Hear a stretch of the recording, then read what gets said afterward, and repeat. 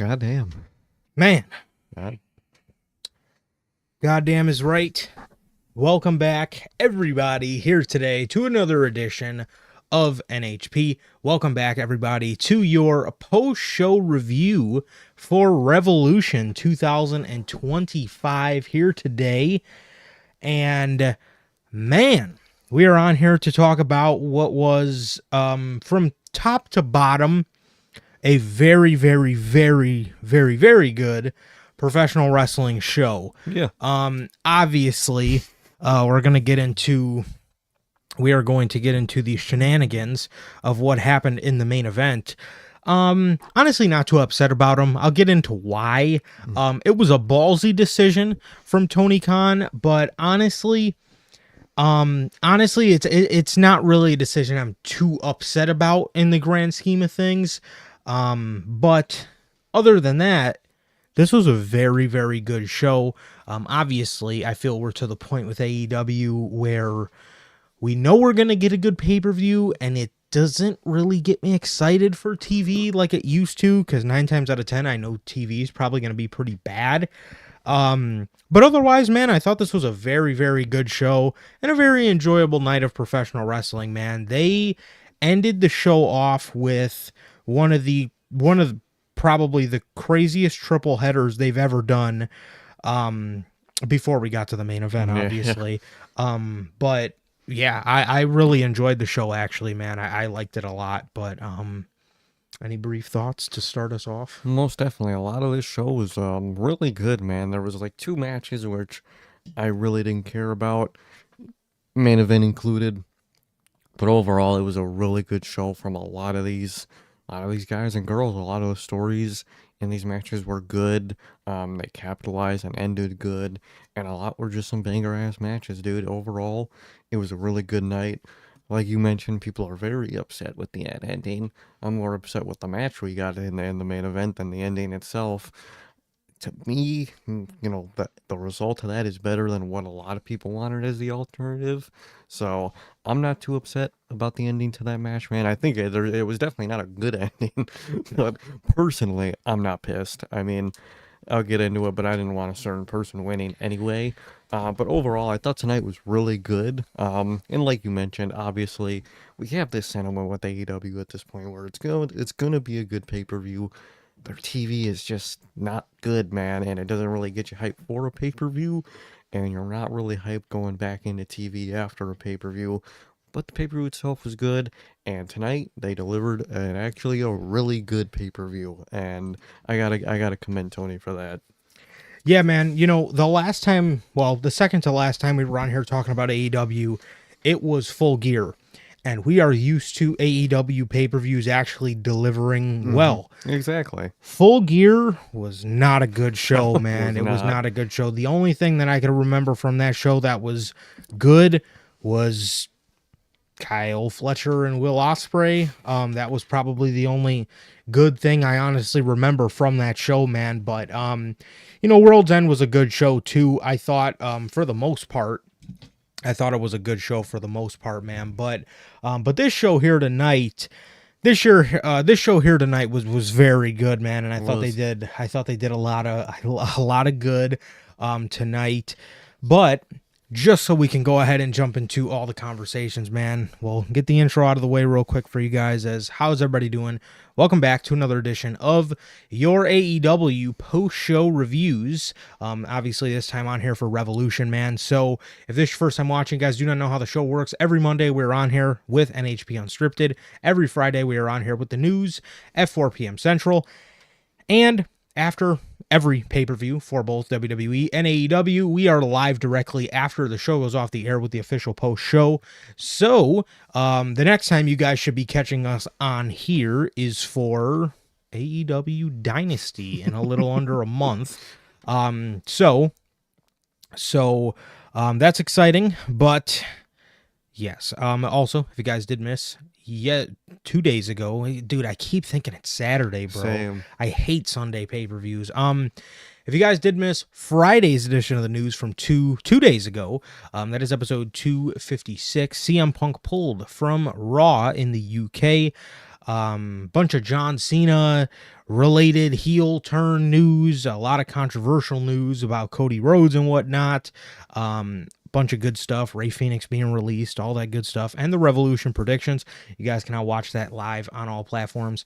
That is Spotify, Apple Podcasts, and if you want to see it first, join us right here, like I said, Friday at 4 p.m. Central with the news. Also, if you guys have not got a chance to get your hands on some of the official NHP merchandise, you guys can now find this live on the merch shop. That is bonfire.com. The link is at the top of the description of this very video, where you can get yourselves this beautiful piece of remastered NHP Next Chapter design merch, man. So bonfire.com. Again, link is at the top of the description of this very video. Also, if this is your first time watching and you guys do not know who we are here at NHP, I am Johnny, one half of the host of this very show. And as for the other half, we got my man Sir K here. How are you doing, bro? I'm doing good, man. I'm doing good. It was a good day. Overall, good show. Always fun laughing during an AEW pay-per-view about that commentary, and overall, a lot of the matches were pretty good tonight. So overall, I'll say I definitely will say I had a good night, man. So I'd say I'm doing good. And yeah, man, can't wait for Raw tomorrow. That looks very interesting on Raw tomorrow, and Scripted looks very interesting after what we might get on Raw. And now we're just waiting, well, for Dynasty and then WrestleMania, man. So never fails, man. But exciting things coming up, and I'm doing good, man. But like Durante always asks, how's life? How's the family?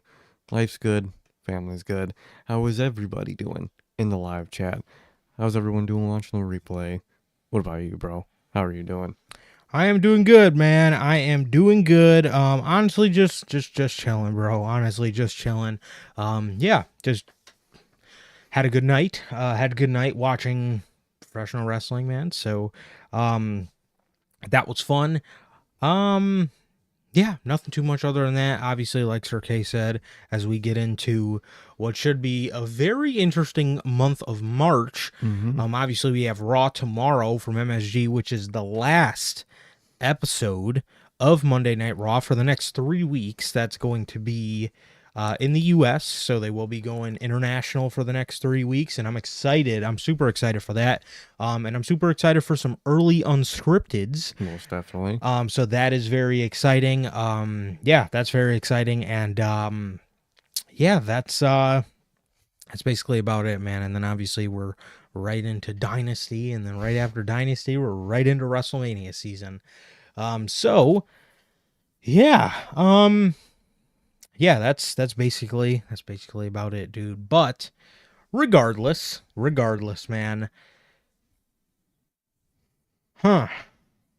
Man, that main event, bro.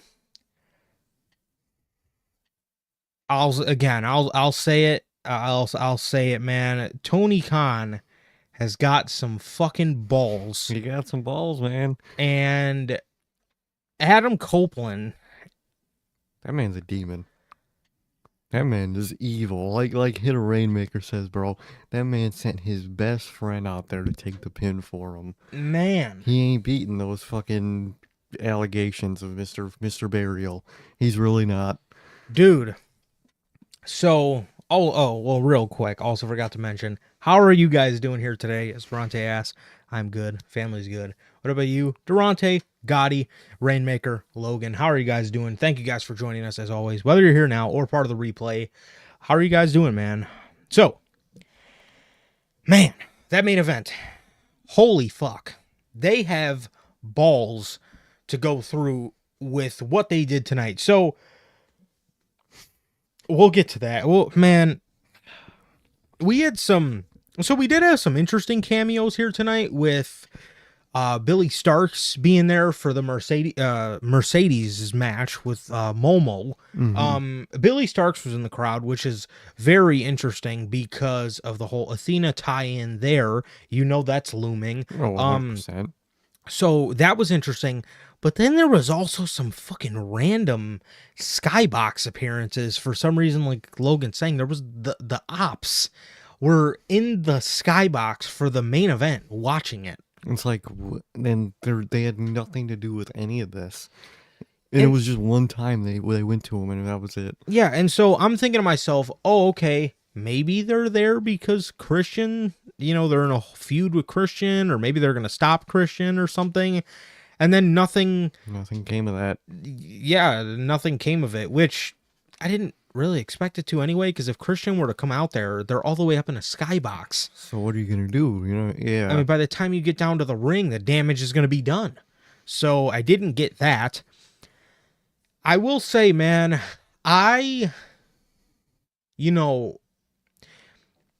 if we were going to go with the option of Moxley dropping the title tonight, I think what should have happened is, I kept seeing this all over social media today, is the idea that Christian is going to come out and Jay White is going to come out, pick up the contract, sign it, Blade Runner Copeland, his friend, and then win the World Heavyweight Championship. Jay White, okay. I'll be okay with that. I was never, ever, ever, ever, ever a fan of Adam Copeland or Christian Cage being the one to beat Jon Moxley. I think eventually, Christian is definitely due for a world championship. If you wanted to go that route, I definitely think he could be due for one. But not now. No. Whoever the guy is to eventually take down the Death Riders needs to be a guy of the future and a youthful guy who you can come back to and look at and say, remember when he saved AEW from Jon Moxley? Again, I'm thinking Adam Page. I'm thinking Darby Allin. I'm thinking Swerve Strickland, a younger guy, and even Switchblade. You know what I mean? I would have taken that. Out of all the scenarios here, I would have taken that. I was not in favor at all of Copeland or Christian Cage being the one to dethrone Jon Moxley for the AEW Championship. What I do have a problem with is their fucking use or lack thereof of that briefcase or that contract, the clipboard or whatever Christian you could call was carrying around. You could have done, especially with the way AEW uses it, of like, The yes, cash-in method. exactly. And yes, Christian is in possession of it, but really anybody who signs the contract can Had the match. cash it in. You just have to, get possession of it. And they could have done so many interesting routes with that contract.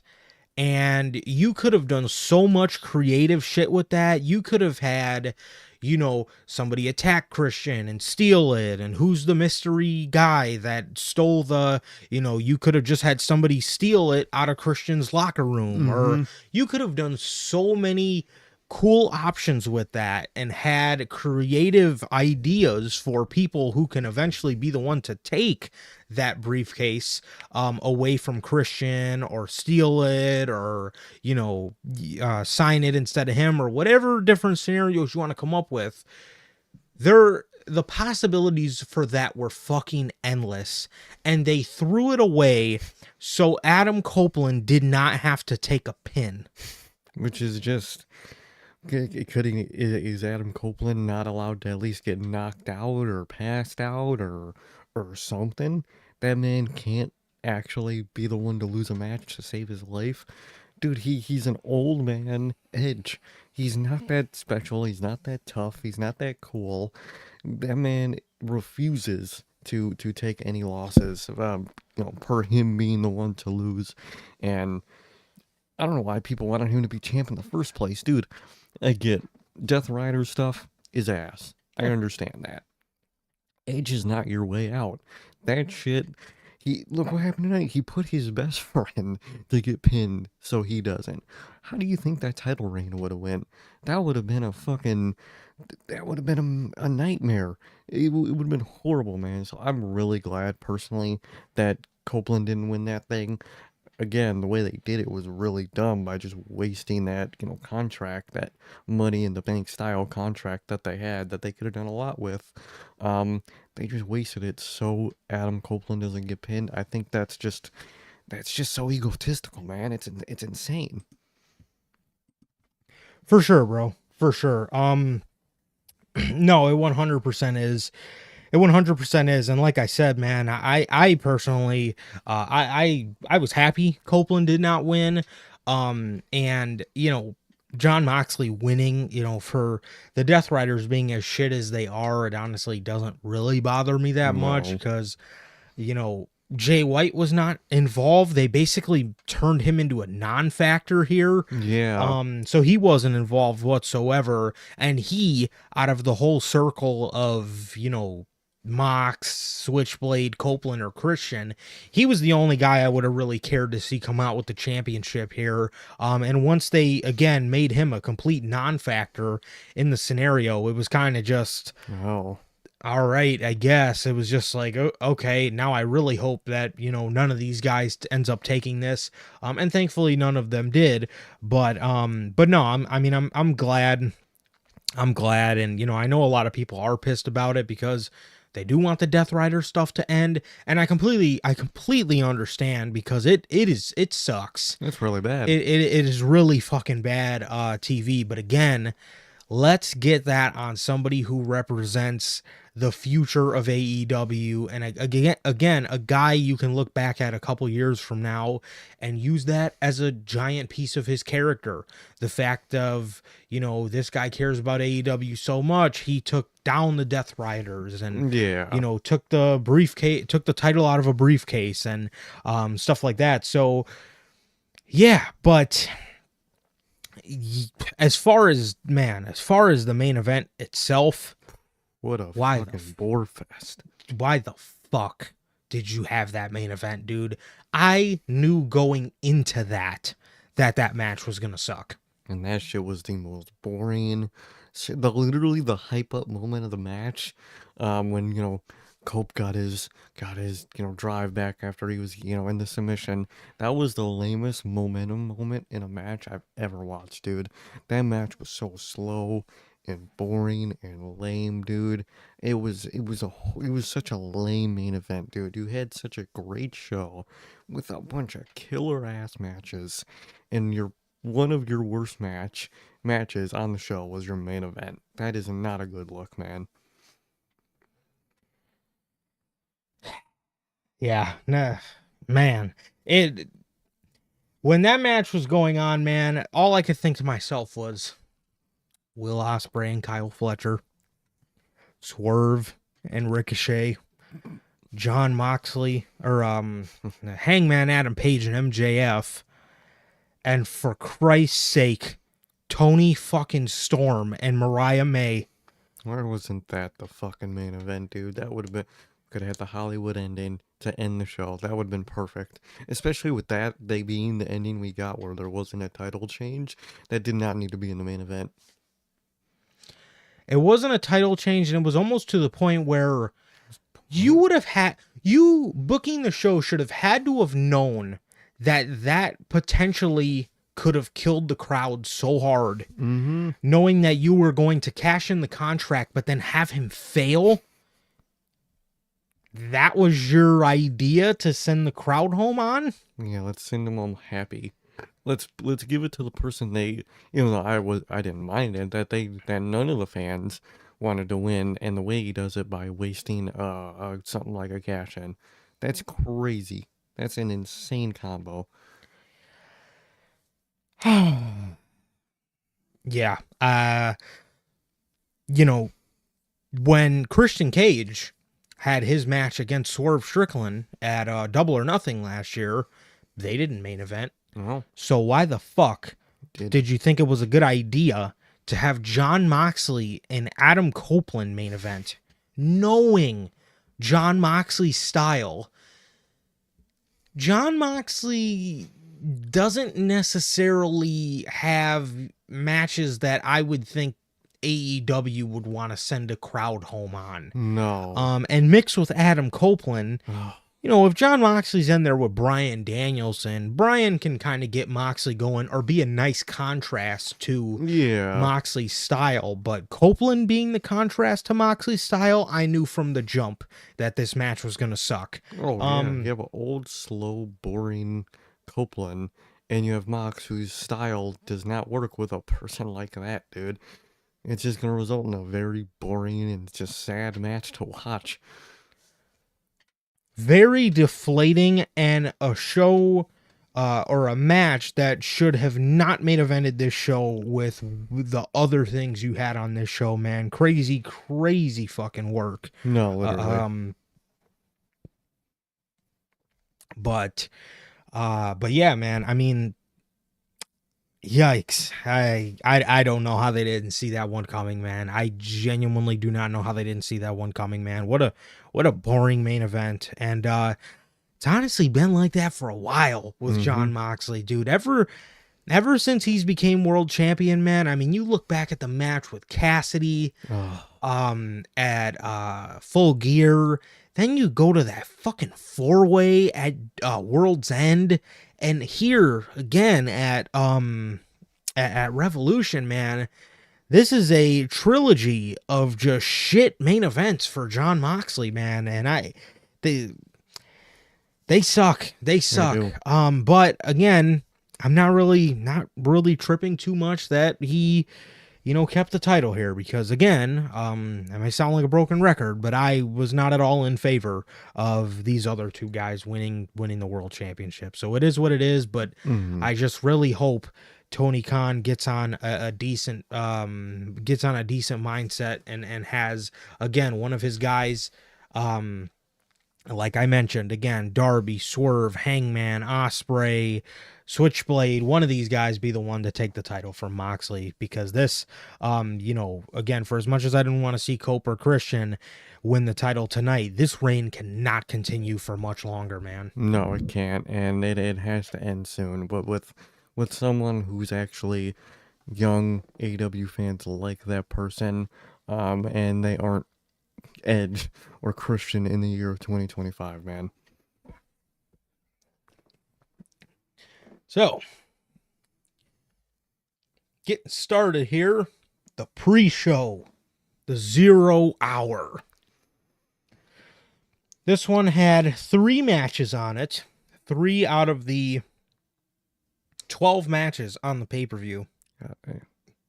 Oh, speaking of 12 matches on the pay-per-view, or 9 matches on the main card, there are so many matches that you could have easily cut a lot of time down for, to give more time to Toni Storm and Mariah May, because although they had a fantastic match, Mm-hmm. 12 minutes? Come on, man. Come You on. mean to tell me you gave those two, for their blow off, for their final match in the trilogy, you gave them 12 minutes, but you gave Adam Copeland and Moxley 26 minutes in that fucking main event? In a boring ass main event. And again, even for as great as Omega and Takeshita was, their match went 28 minutes. You could have at least shaved maybe 4 to 5 minutes off that match, Oh, easy, man. and given somewhere towards 20 minutes to Mariah May and Toni Storm. But again, 26 minutes for that boring main event. How did you not know that match was not going to be able to do damn near a half hour? No, exactly. Anyways, forgot to mention that. The pre-show. This scene, Commander with Alex Abrahantes. Dude, side note, when I seen Alex Abrahantes tonight, I looked over and I said to Sir K, I am so happy the Lucha Bros Are gone. do not have to be subjected to walking out here with the most pathetic manager I've ever fucking seen. And I am not exaggerating. No, he's so pathetic. He is the most pathetic excuse for a wrestling manager that I have ever seen, is Alex Abrahantes. And to think, and you look at where Pentagon is now, to think this motherfucker used to walk out with him. With Penta, and when Penta says blah blah blah, dude, that shit is so ass. That man is horrible. It looks like Tony Khan jumping around, just being all happy, being a little fucking mark. It's horrible. That dude is so horrible. I'm glad the Lucha Bros are out. Oh, my God. and Hologram defeated Lee Johnson and Vanilla Baby Blake Christian. God damn. What was that? Okay. Actually, we seen on Collision from last night. They did a run-in with Commander and Hologram Commander did a run-in to help Hologram fend off Beast Morton and Drolistico, yet they faced Lee Johnson and Blake Christian on the pay-per-view. For some reason. I don't know, dude. Daniel Garcia and the Undisputed Kingdom, Adam Cole, Roderick Strong, and Kyle O'Reilly defeated Shane Taylor Productions. Shane Taylor, Charlie Bravo, Lee Moriarty, and Captain Sean Dean. That group sucks. They're horrible, dude. They're so lame. And nobody cares about Adam Cole and Daniel Garcia. No one cares about Daniel Garcia. The feeling isn't restored. The feeling's long gone with him in that TNT title. Daniel Garcia, I bet is He better be regretting this decision. I bet that man is getting cold sweats at night thinking about him at Full Sail Universe. Oh wait, no, that's TNA doing him there. I thought they didn't run at the Performance Center anymore. I bet he's having cold sweats, wishing he was at the WWE Performance Center, perfecting his craft alongside the best in NXT. Literally. And the division that is wide ass open. And he just stayed with AEW and did nothing. Daniel Garcia, I believe he tapped out Lee Moriarty. Out of everybody in Shane Taylor promotion, they tap out Lee Moriarty, probably the best guy in the group. One of the better up-and-coming guys that AEW fucking refuses to use. Lee Moriarty is actually really, really good, and I like him. Oh, most definitely. I like him a lot. But I remember back in 2021 when he actually was kind of being pushed as one of AEW's up-and-comers. Oh, yeah. And now he's on ROH. What a fucking waste. I can't wait till his contract is up because I would love to see him in NXT as well. Oh, most definitely. Daniel Garcia tapped out Lee Moriarty as he had a face-off with Adam Cole as they continue to run this program on Collision that nobody and their mother or their grandmother cares about. No. So yeah, that was that. And for the last match on the pre-show, hell yeah, let's go ahead and move this beautiful NHP Kobe LA inspired logo to the side here, as we have John Morrison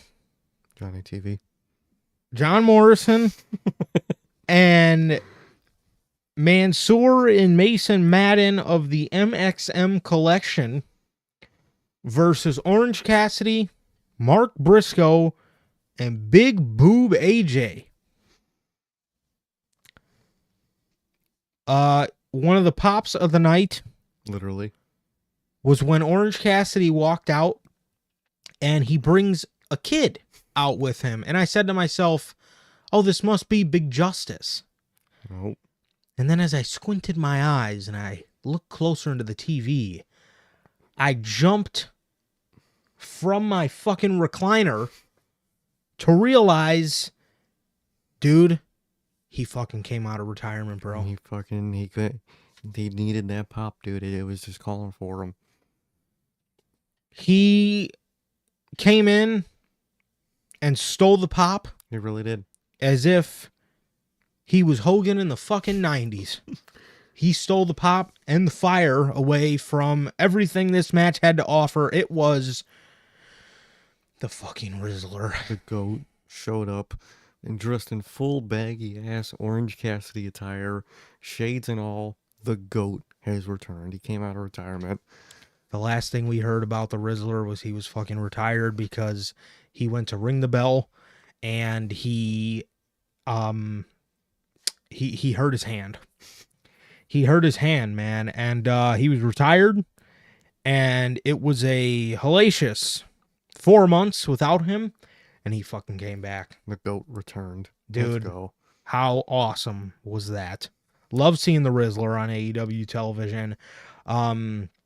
He's a stud, man. He's a stud. He's a future world champion in this company. He is. And He should beat Mox. he should be the one to beat Mox. I did say somebody youthful. He is very youthful. And he is very youthful. I think he's like 9 years old. He could carry the company into the future for sure. Oh, but most definitely. you gotta love the Rizzler. He's back. He's out of retirement. He went away the same time, within the month of Bryan Danielson. Yeah. Bryan retired from a full-time career, and the Rizzler retired a month later, man. It was a rough month period there, man. It was, dude. But he's back, dude. GOAT's back. He's fucking back. So we don't have to lose any more sleep at night knowing the Rizzler is back on AEW television. This match was fun, as all the Big Boom AJ matches are. Big Justice got in there, power boomed Mason Madden, and they got themselves the victory, man. So it was a fun match for what it was. A bunch of celebrities hopped in the ring after the match, and that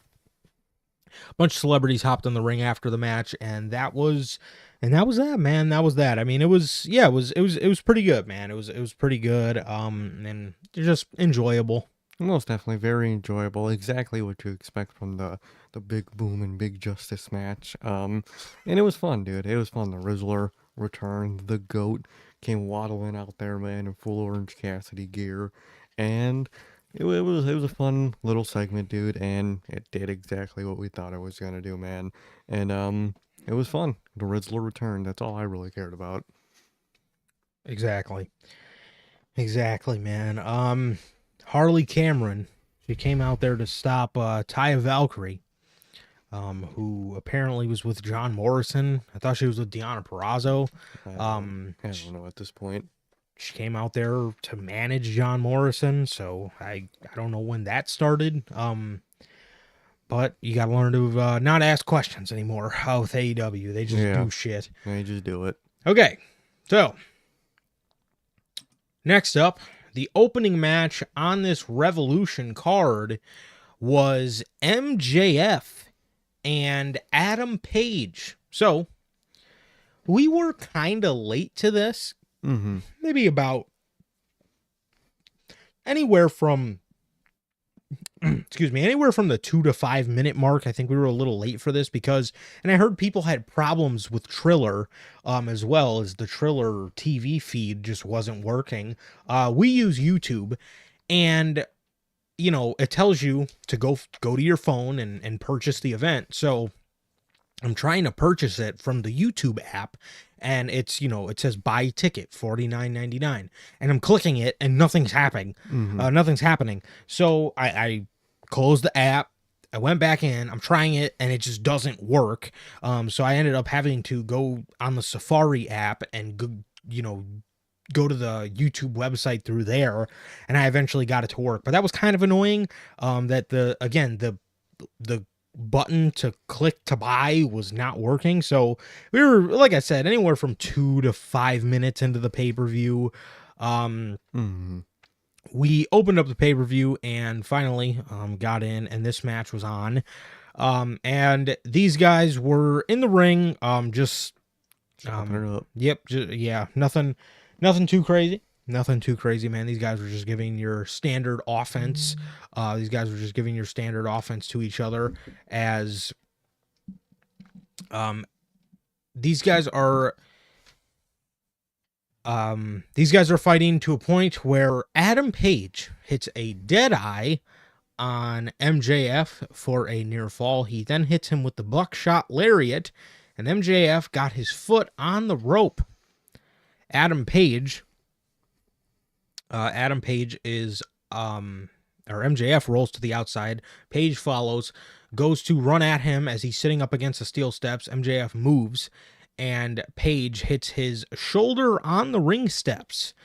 MJF then hits Adam Page, or MJF then gets Adam Page in the ring and starts working the arm that he just rammed into the steel steps. He hits him with a he puts him in a Fujiwara armbar, and he's got that in. He's got that in for a little bit, and man, as MJF then goes for a heat seeker. Actually,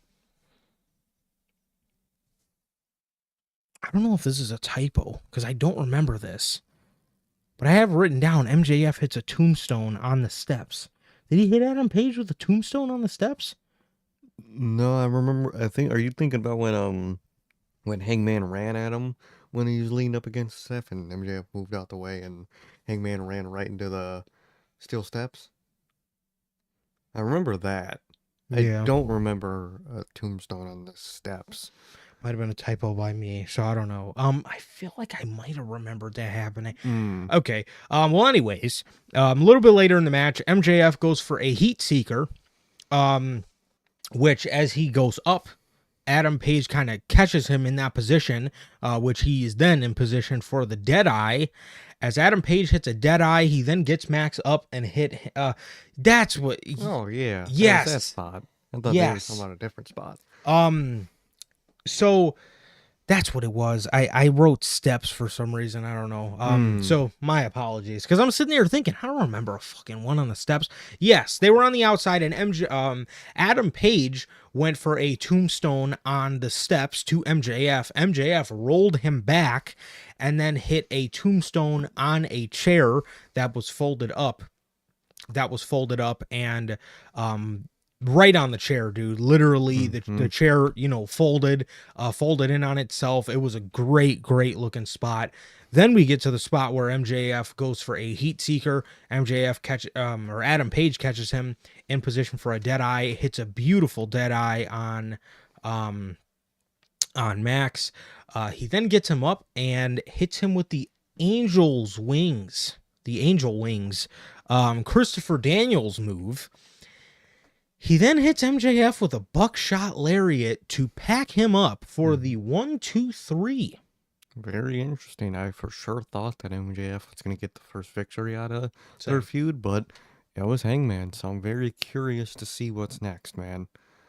Me too, man. Me too. I definitely thought MJF was going to be the one to get the first fall. Obviously, I feel this feud may continue until maybe Double or Nothing. I feel like running this until May.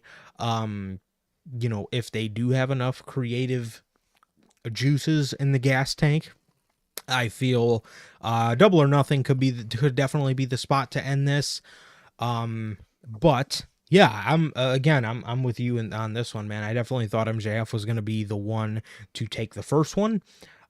But it looks like, see, what I really like from this feud is there was a spot in this match where MJF is screaming at Hangman, why couldn't it have been me? Why couldn't it have been me? And I really like that about the MJF character, how he is, I love how he is he's a character who is obviously, he's a rich prick. He's a snob, but deep down, he's a very insecure dude. And the one thing I like about this Adam Page feud, man, is how he constantly tells Page, I don't care what these fans think of me or whatever, but yet he's so jealous that the fans love Adam Page, even when he does wrong. They love Hangman, but they don't like him. And he does, he can be very similar to Adam Page in a lot of ways, do what you have to do type of guy. Yet the fans always, gravitate towards Adam Page, yet MJF feels that they never give him the respect he deserves. So I like that aspect a lot, and I just like seeing the more vulnerable human sides of the MJF character. I think that's where his character shines through the best, which is also why I was very upset when they just reverted him back to a heel, because I think, again, the MJF character is at its best when he's vulnerable and shows just a human side of himself, man. And I can say the same things for a lot of, good heel characters like that. I mean, you look at, Roman Reigns, for example. Why did people love the tribal chief and honorary Uce chemistry so much? Is because it was more of a human side of the Roman Reigns character that we love so much. And I think same thing with MJF. I think that's when his character shines through the best. And, I thought we were at a point in his character where he can, fully transition into a babyface and be somebody that the crowd loves. But they didn't do that. But regardless, seeing that here tonight, I thought was very good and what was a very good match. And now, this is going to piss MJF off even more to the point where he's going to, I guess, yet again, try to prove to Adam Page that he is real. So, yeah.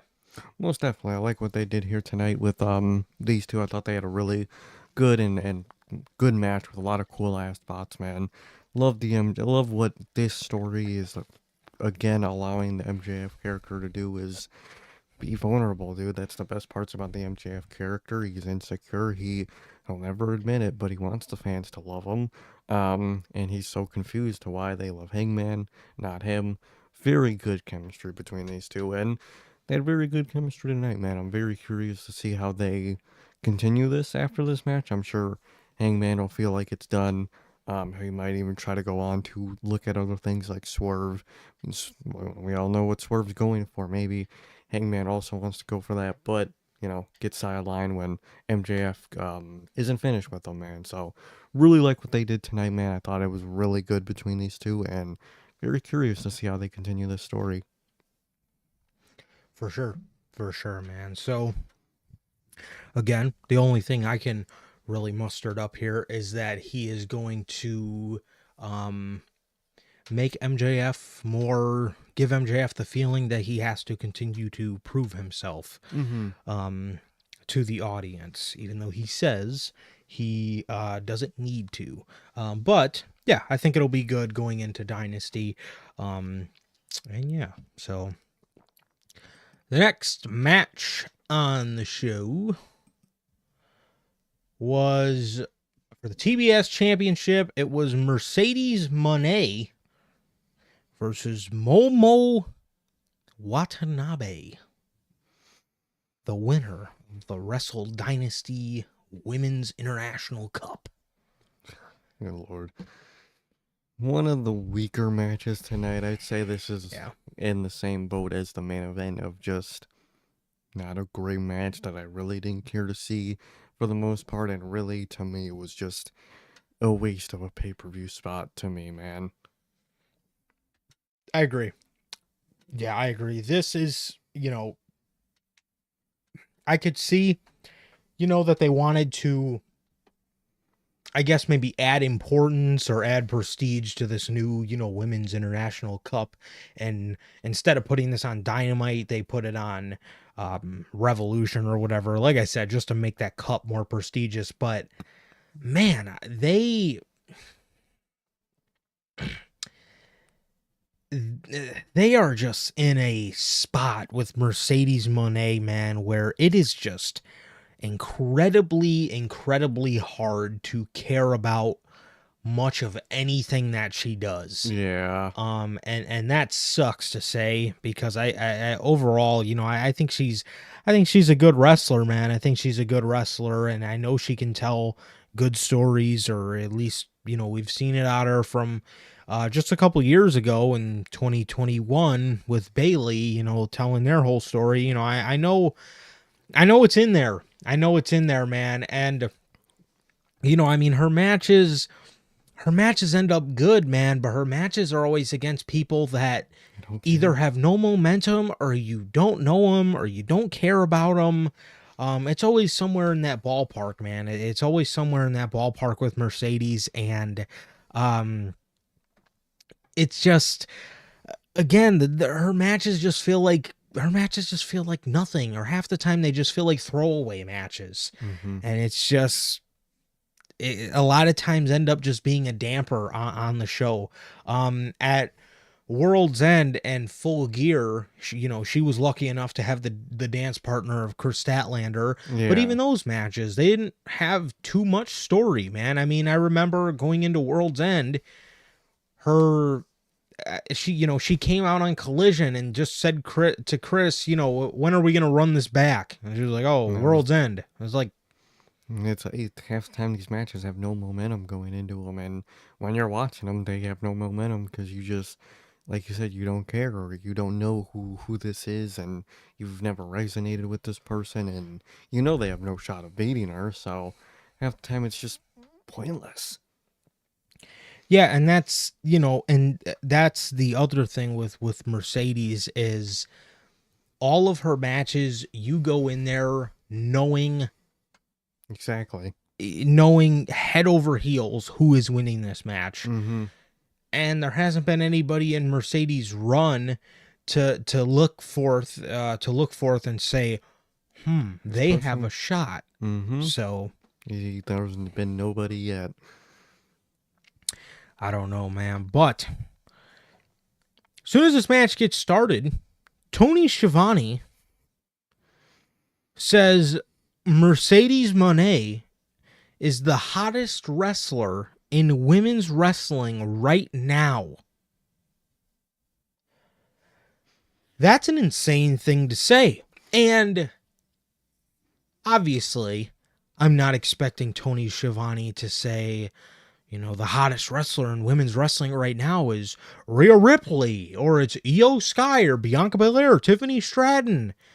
The reason that's a crazy ass statement is because she's not even the hottest in this company. No.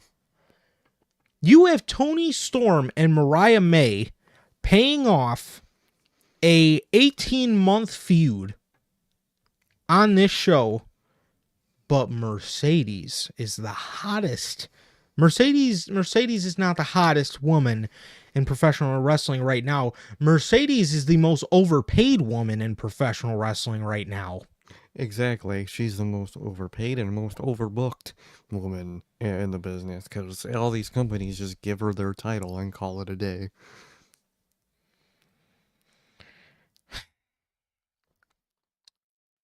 To piggyback off what Logan is saying, Billy Starks was in the skybox taking notes on this match as she's writing things down, and looks to be, this is the second time we've seen Billy Starks somewhat in a situation related to Mercedes, and obviously we've seen her cameo on Dynamite a couple weeks ago. Now we're seeing her here in the skybox as she looks to be probably Mercedes' next victim, like Logan is saying, and she also looks to be the one to set up, or at least the, I guess, little teaser towards, I guess, what we are eventually, I'm assuming, going to be getting with Athena coming over to challenge Mercedes. That scares me because that can either go one of two ways. Athena could be the one to dethrone Mercedes and finally make her way over to AEW television after being in the company for 3 years? It's got to be somewhere. I'm assuming somewhere around 2022 she came in. Either that, or she's going to be the next victim, and Mercedes is going to be her for the ROH World Championship, and she's just going to have another belt on her. Exactly. That's the either two scenarios we're getting, man. I hope that Athena is going to be the one to take Mercedes down because, dude, she has a collection of belts that no one cares about. She only defends like 2 of them. And she's just not special right now. She's not the belt collector. She's not the most interesting woman in the business. She's just here, and half the time she's there. She has a bunch of titles around her waist, and she beats her opponent, and that's it, and that's all. And I really hope Athena is going to be the one to end all this.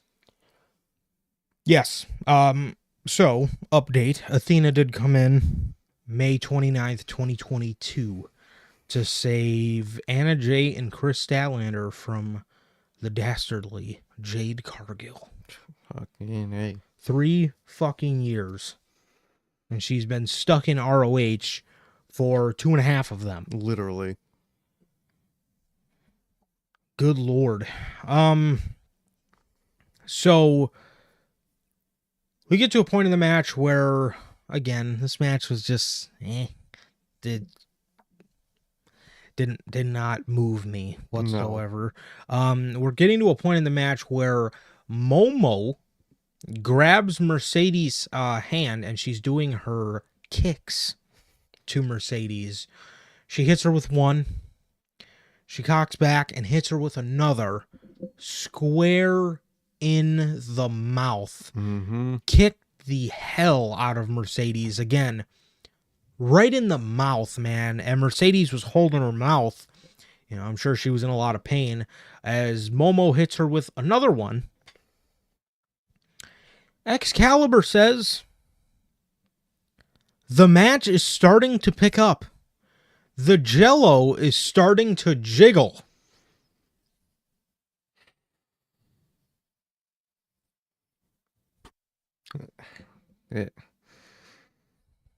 His commentary is something else, man. They've been having some. They always have some fuck ups, man. But dude, this AEW commentary is just differently bad, dude. It really is. I mean, last night we were or just today we were jokingly watching, last night's Collision, and they fucking called Kyle O'Reilly Kyle Fletcher again. It's just they just don't end. They really don't end. Tony Schiavone did indeed say the Undisputed Kingdom picked up a victory. Roderick Strong and Kyle Fletcher.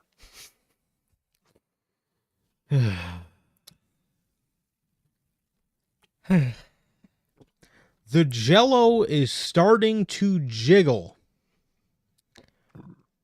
Who in the world? Nobody on the face of this planet has ever used that saying. No. Ever. Nobody ever. Jelly's starting to jiggle, man. Momo comes off the top rope. She misses. Mercedes then goes on the second rope and hits a cross body onto Momo. She then hits a moneymaker into the crossface, and Momo taps out to the crossface, or the statement maker, I think it's called, by Mercedes. And she taps out. Mercedes retains. That's normal as it goes. She retains and we move on. That's every Mercedes Moné match ever, man. She just beats him and moves on. Horrible title reign this has been. She had 2 good matches with Chris Statlander, and all of a sudden, to AEW fans, she was the hottest woman on the planet. And she was setting the world on fire with her TBS title reign after 2 good matches back-to-back with Chris Statlander. That had no story, mind you. And that was that. 2 good matches out of, I think commentary said 16 title defenses so far or something like that. Yep. Two of them were interesting. 3 of them. Oh, 3 yeah. The Forbidden Stephanie. Door. Yep. Yep. 3 of them. Yes. 3 out of 16.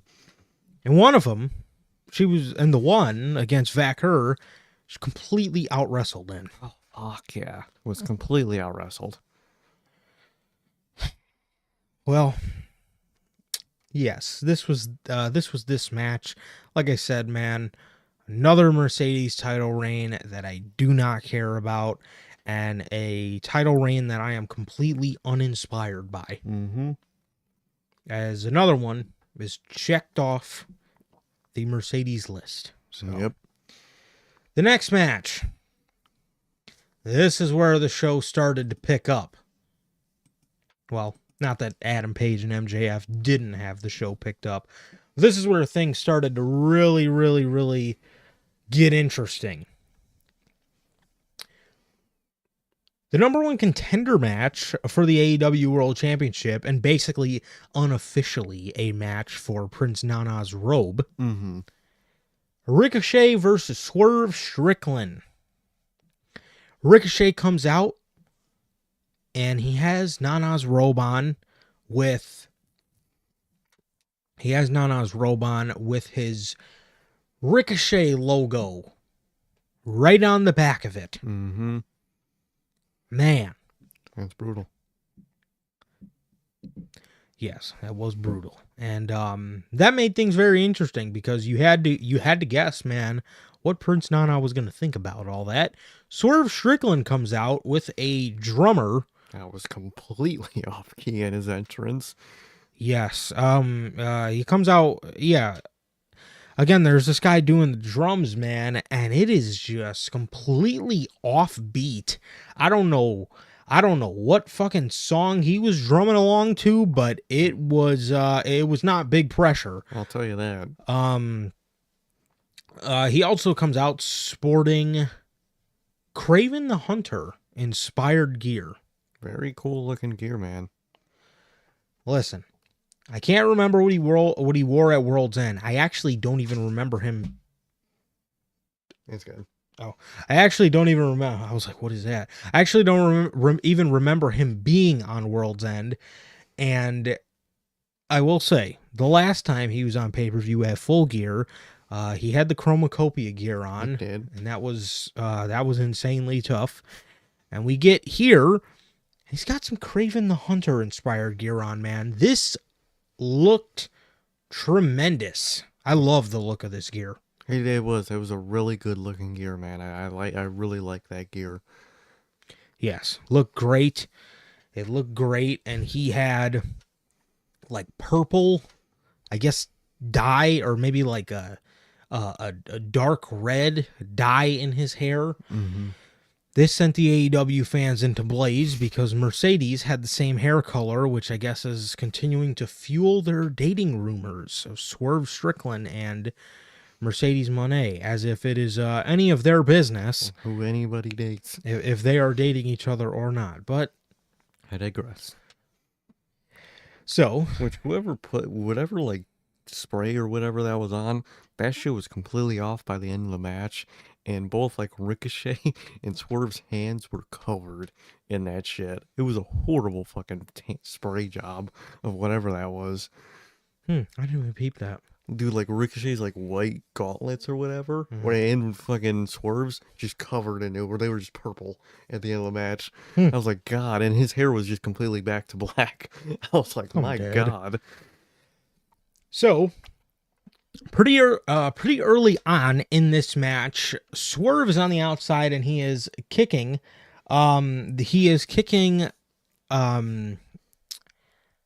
Ricochet up against the barricade. Nana tries to talk Swerve down because he's about to get himself counted out, and Swerve, in the heat of the moment, turns around and pushes Prince Nana down to the ground. And he starts walking away. Ricochet then runs across the barricade as Swerve is distracted, trying to apologize to Nana. Ricochet hits Swerve Strickland with a house call. He hits him with a house call, gets him in the ring. Nana proceeds to walk up the ramp and flip off Swerve Strickland, it seemed like, as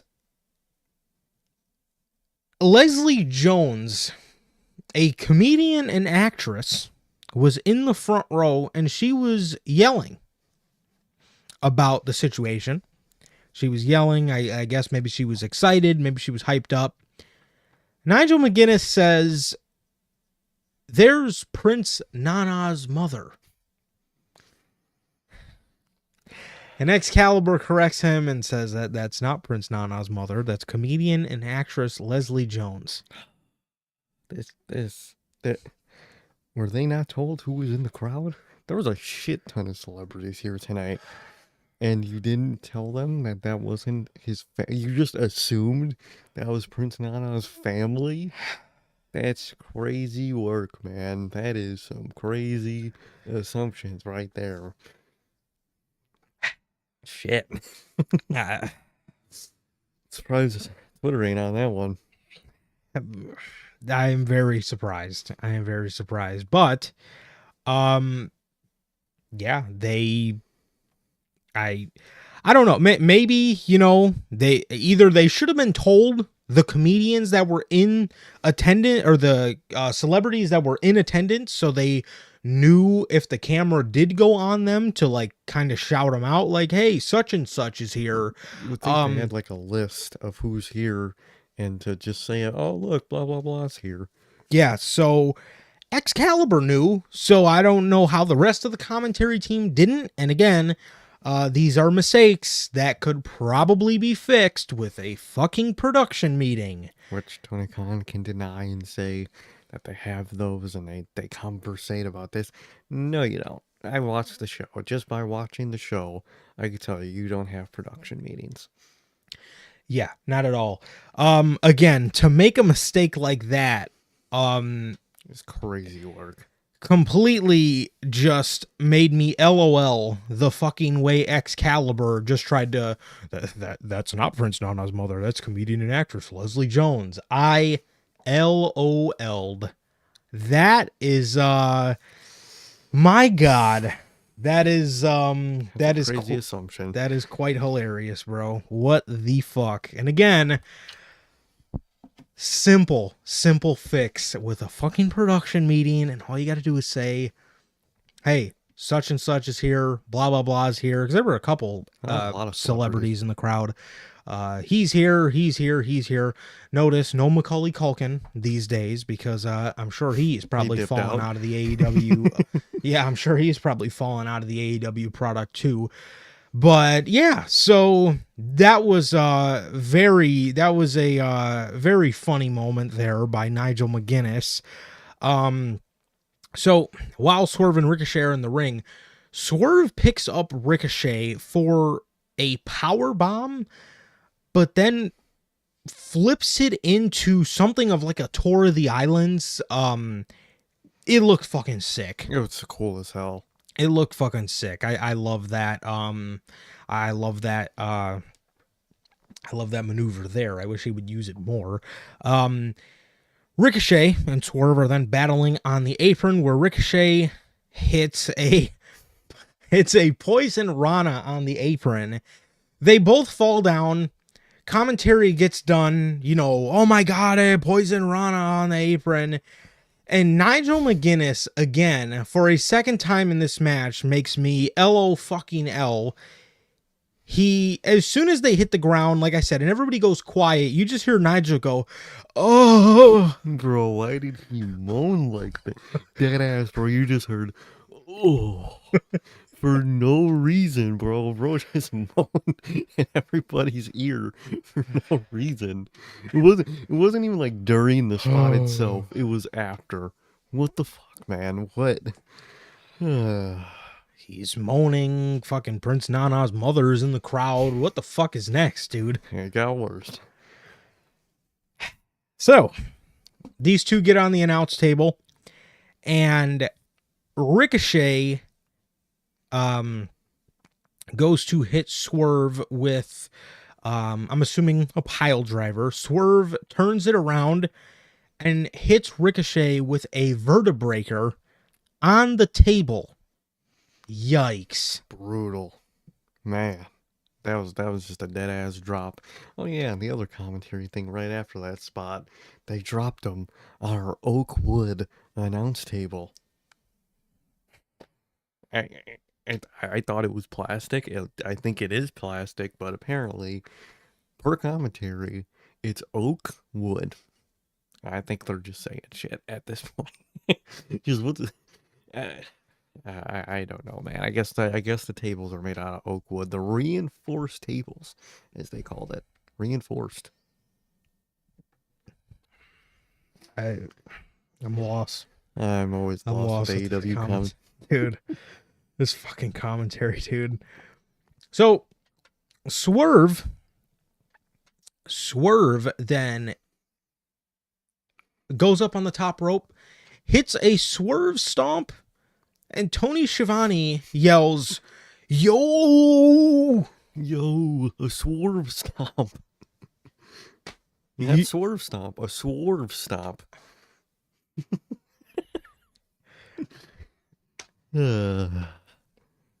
I love Swerve. So, um, some some time goes by in the match. Ricochet takes control back of the offense. He goes to go for a 630 on he hits a 630 rather on Swerve Strickland. Nana jumps on the ring apron and grabs the rope from hanging off the ring post as Nana gets his robe back. He puts it on, and Ricochet gets thrown, I would say, by Swerve into a suicide dive onto Prince Nana. Ricochet, again, dives onto Nana, rips the robe off of him. Swerve then jumps out for a suicide dive of his own, and Ricochet counters this into a Death Valley driver, damn near dropped Swerve right on his fucking neck. It was a close call, man. I mean, Ricochet, Swerve like blew past Ricochet. Ricochet barely caught him, just in enough time to not drop him on his head. That was very close, man. Yes, it was. It was very, very close. It still looked bad, but I will say it could have looked a hell of a lot worse. Ricochet then gets Swerve in the ring. He still has the apron on. He hits a vertigo for a kick out. He hits a vertigo, like I said, for a close call there. He then gets Swerve up. We get a change of offense. Swerve ends up hitting 2 house calls on Ricochet and a big pressure to seal the deal and secure himself the victory and get Prince Nana's robe back, as he gets the robe back and he becomes the #1 contender for the AEW World Championship. Honestly, so Moxley is obviously still the champion, and now Swerve is going to be facing Moxley. I see what Rainmaker says about, it's gotta be, but Swerve, dethroning Moxley for the championship. I see it happening. Yeah, and I honestly don't think this feud is done. No. I don't think Swerve and Ricochet is done, unless a Bobby Lashley situation happened and these two are now refusing to work with each other. Yeah, I honestly think that this is not done, and I think that we have at least got one more match out of these two in this feud. So I don't see that happening. And I honestly don't see Swerve beating Jon Moxley whenever his title shot does come. No, I gotta agree with you. I really don't see Swerve beating Mox at this point. At this point, it looks like they are saving it for Darby, or they're saving it for something else, but I don't think it's Swerve, to be honest. It would be good. Swerve would be one of the people where I would be completely fine with him ending this fucking Death Riders bullshit, but I just don't see it as of right now, man. But Swerve is the #1 contender. He'll be facing Mox, and I'll tell you, it's going to be a better match than fucking Edge was, so I'll give him that, but I still don't see Swerve. I still don't see that Mox reign ending yet. Yeah, me neither, man. But we then get a celebration of the two where Swerve grabs the robe.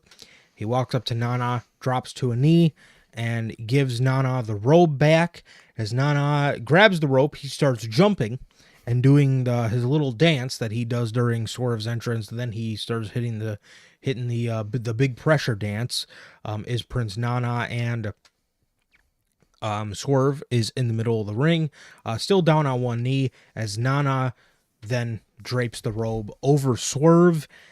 As this was the end of this match, man, and it was a very good match. I loved this match. I love what they did here. And for a lot of people that, complain about Ricochet, being a bad promo or having a bad character, I agree with you on the bad promo part.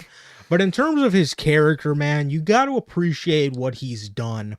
He came into AEW, a lot of people, such as myself, thought that he was just going to be the next guy to come in here and do flips and Just be the match guy. yep, and just be a guy that just puts out banger matches and there's really no character or anything behind his character other than him just being a guy to put out banger matches. He didn't opt to go that route. He opted to go the route where he created a heel character that is very unlikable, and you have to give respect to Ricochet for that because, again, he could have easily he could have so easily just been the guy that does flips and the guy that does 630s and springboard poison ranas and all this other And then different shit. opens every Dynamite with a match and shit. Mm-hmm. And he didn't do that. He didn't do that. So I definitely got to give a lot of respect to Ricochet for taking the route that a lot of people didn't thought him to go and opting to take a risk. Definitely, he took a risk, and I think overall it worked out for him, man. Again, he's still not great at the promo stuff, mainly with the whole laugh thing he does, and I get what the purpose of that is, but to me it just doesn't really work. But overall, I'm glad he went to AEW, and I'm glad he got himself, a character that isn't just happy flippy guy, and he's something. He's an entity on AEW television that you know what he's about. You understand, what he likes, what he dislikes, who he would like, who he would dislike, and he's an actual character on the show, man. I gotta give him props for that, and I'm overall glad he went to AEW, and I think he made the right choice. I just hope Tony Khan can really keep up with this and keep up with the character and whatnot. Um, and overall, like you mentioned, I'm not sure if this feud really is over yet. I think there might be one more in here. And I think, if we do see Ricochet on weekly TV after this until, Swerve's match, I think they might try to avoid those two. But I think no matter what, I think if he's not already, button heads with Swerve still, he's gonna be costing Swerve his title match in some sort of way. That's the way I see things happening. I'm not sure if this feud is over yet, but overall, I'm glad Ricochet went to AEW. This was a really good fucking match and really good story to the match with the whole, robe they involved and the Nana drama. This was really good, man. I really liked what everyone did here. Everyone played their part great. Yes, well said. And yeah, that was that match. That was that match, man. Very good, very good. And Swerve gets the robe back for his boy and gets the next title shot. So Most definitely. that was that. And the next match. Probably the third weakest match on the show. Yeah, and this one, I mean, from a physicality standpoint, it was good. It should have been better than it was. I mean, you have Okada and Brody King, two great guys on your roster. Yeah. Fucking Okada, but you just don't do much with any of them, with either of them. Yes, Okada, dude, is sitting in the same boat as Mercedes is. Mm-hmm. He's sitting in the same boat, man. It's, again, from a physicality standpoint, if you just look at that aspect of it, the match wasn't, so bad, but No, you just didn't care. it's just, again, it's just one of those things where you just do not give a shit, man. You do not care because, again, just like Mercedes, we all know that Okada is, a champion. He's the Continental Champion, and he once every couple months has a championship match, and going into it he's gonna win. And it's just there's no story, just matches thrown together in the span of weeks. So it's just It's lazy. It's lazy writing for Okada, of all people. This guy, you could be doing so much more with those stories. He could be one of the most interesting characters on your show, and you don't use him in an interesting way. and you would think for the amount of money they pay that guy that this guy would again have creative out the ass and he would be a figure that is very highlighted in the span of AEW, being that he is coming from New Japan. He's one of their biggest stars ever. He This would be like TNA stealing John Cena in 2010. And then do nothing with them. You know what I Yes. mean? New Japan had their own fucking Hulk Hogan. Well, not modern Hulk Hogan. We'll use John Cena as a better one. I don't think Okada's saying what he did. But dude, you have a guy who's the biggest star they have over there. Everyone loves him. He's good at what he does. You sign him, and he's just there, and you just sparingly use him. I don't understand that mentality. Yeah. Brody, Okada took quite the beating in this match. It was good back and forth offense, with Brody getting a lot of nice offense in there, and Okada getting a lot of nice offense in there as well. We've seen a crossbody while Okada was sitting on a chair. We got Brody's crossbody move. Okada then found a way to distract the referee. I believe he distracted him with a chair. And while the referee was putting the chair away, he hit Brody with the Continental Championship. He went to hit him with the Rainmaker, but as soon as he turned Brody around, Brody hit a clothesline of his own. Brody would then get a little bit more offense. The offense quickly switched over back to Okada. He hit him with a Rainmaker and won this match. And Okada wins. And again, physically, it was a good match. Again, you just don't have a bone in your body that cared about this match, man. So, and yet again, Brody King Is another guy, a big guy who's just a loser. AEW cannot book big guys to save their Wardlow, Will Hobbs, the Murder Machines, both of them individually. They're holding, dude, AEW can't book big guys. Why are the big guys the biggest losers on your show consistently, dude? It's insane. Brody King is one of these guys on your roster. When he comes out, people should feel intimidated. Oh, shit. Mm-hmm. Oh, shit. They gotta go through this guy. Yes. Oh, my God. How are you gonna beat fucking big bad Brody King? And everyone does. Everybody does it. So it is not special whatsoever. And, we kept hearing tonight that Wardlow is in Los Angeles. Wardlow's backstage at AEW. Why? Yeah, I mean, I don't even know why the fuck he would want to come back at this point, man. I mean, if honestly, dude, at this point, I'm either asking for my release.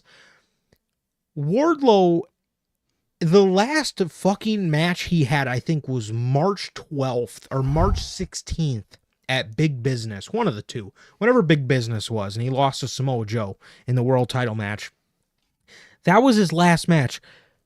Now you bring him backstage after a fucking year of this guy sitting on the shelf? Now you've...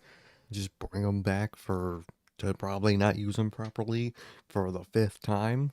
What is it going to do for anybody? It's not going to help Wardlow's career. You destroyed that in AEW, so what's it going to do for anybody, man? And talking about Brody, I mean, the rest of that group, dude, Julia Hart came back, lost her matches. Buddy Matthews was here, lost his ankle. Literally, you broke his ankle because you had to fucking rent an indie ring.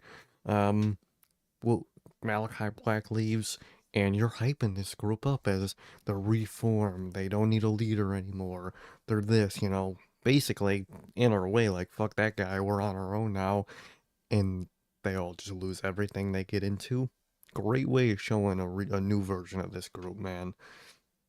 Like, they're all just losers already. I don't get it, bro. I don't understand. I don't get it. Yeah, I mean, this group died as soon as that first video package played. Mm-hmm. Because, again, and again, it's not even, I mean, we can go back to the big man conversation, but like, this group in the Hounds of Hell, I know you never really used Buddy Matthews in a prominent role whatsoever. There has been times where they've showed, okay, maybe we like this Brody King guy. There was an obvious period in time where we seen that they like Julia Hart, Mm-hmm. and we see nothing. Yeah. We see nothing nowadays with these guys. So I don't know what happened. I guess Tony must have lost his interest in the Hounds of Hell, or lost his interest in pushing these guys whatsoever. I don't know if they're being punished because Malachi Black left the company. I don't know if they're being punished because they're all friends with CM Punk. I don't know. I don't know what the deal is, but even again, going back to the conversation of the big man in AEW is dead. There is no big man that has been successful to my knowledge in AEW. You look at all the ones they tried with. Again, All of them. Brody, Lance Archer, Wardlow, Will Hobbs, Jesus, Jake Hager was a Mm-hmm. big man for a while in the company. For a long time, he was one of the OG big men in the Yeah. company.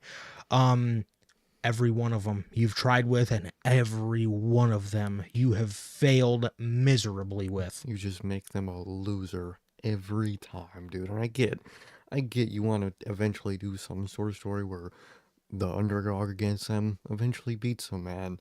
But for that to be important, the big guy actually has to dominate somewhat beforehand. That's kind of the whole point of that dynamic. And you never get that dynamic right, dude.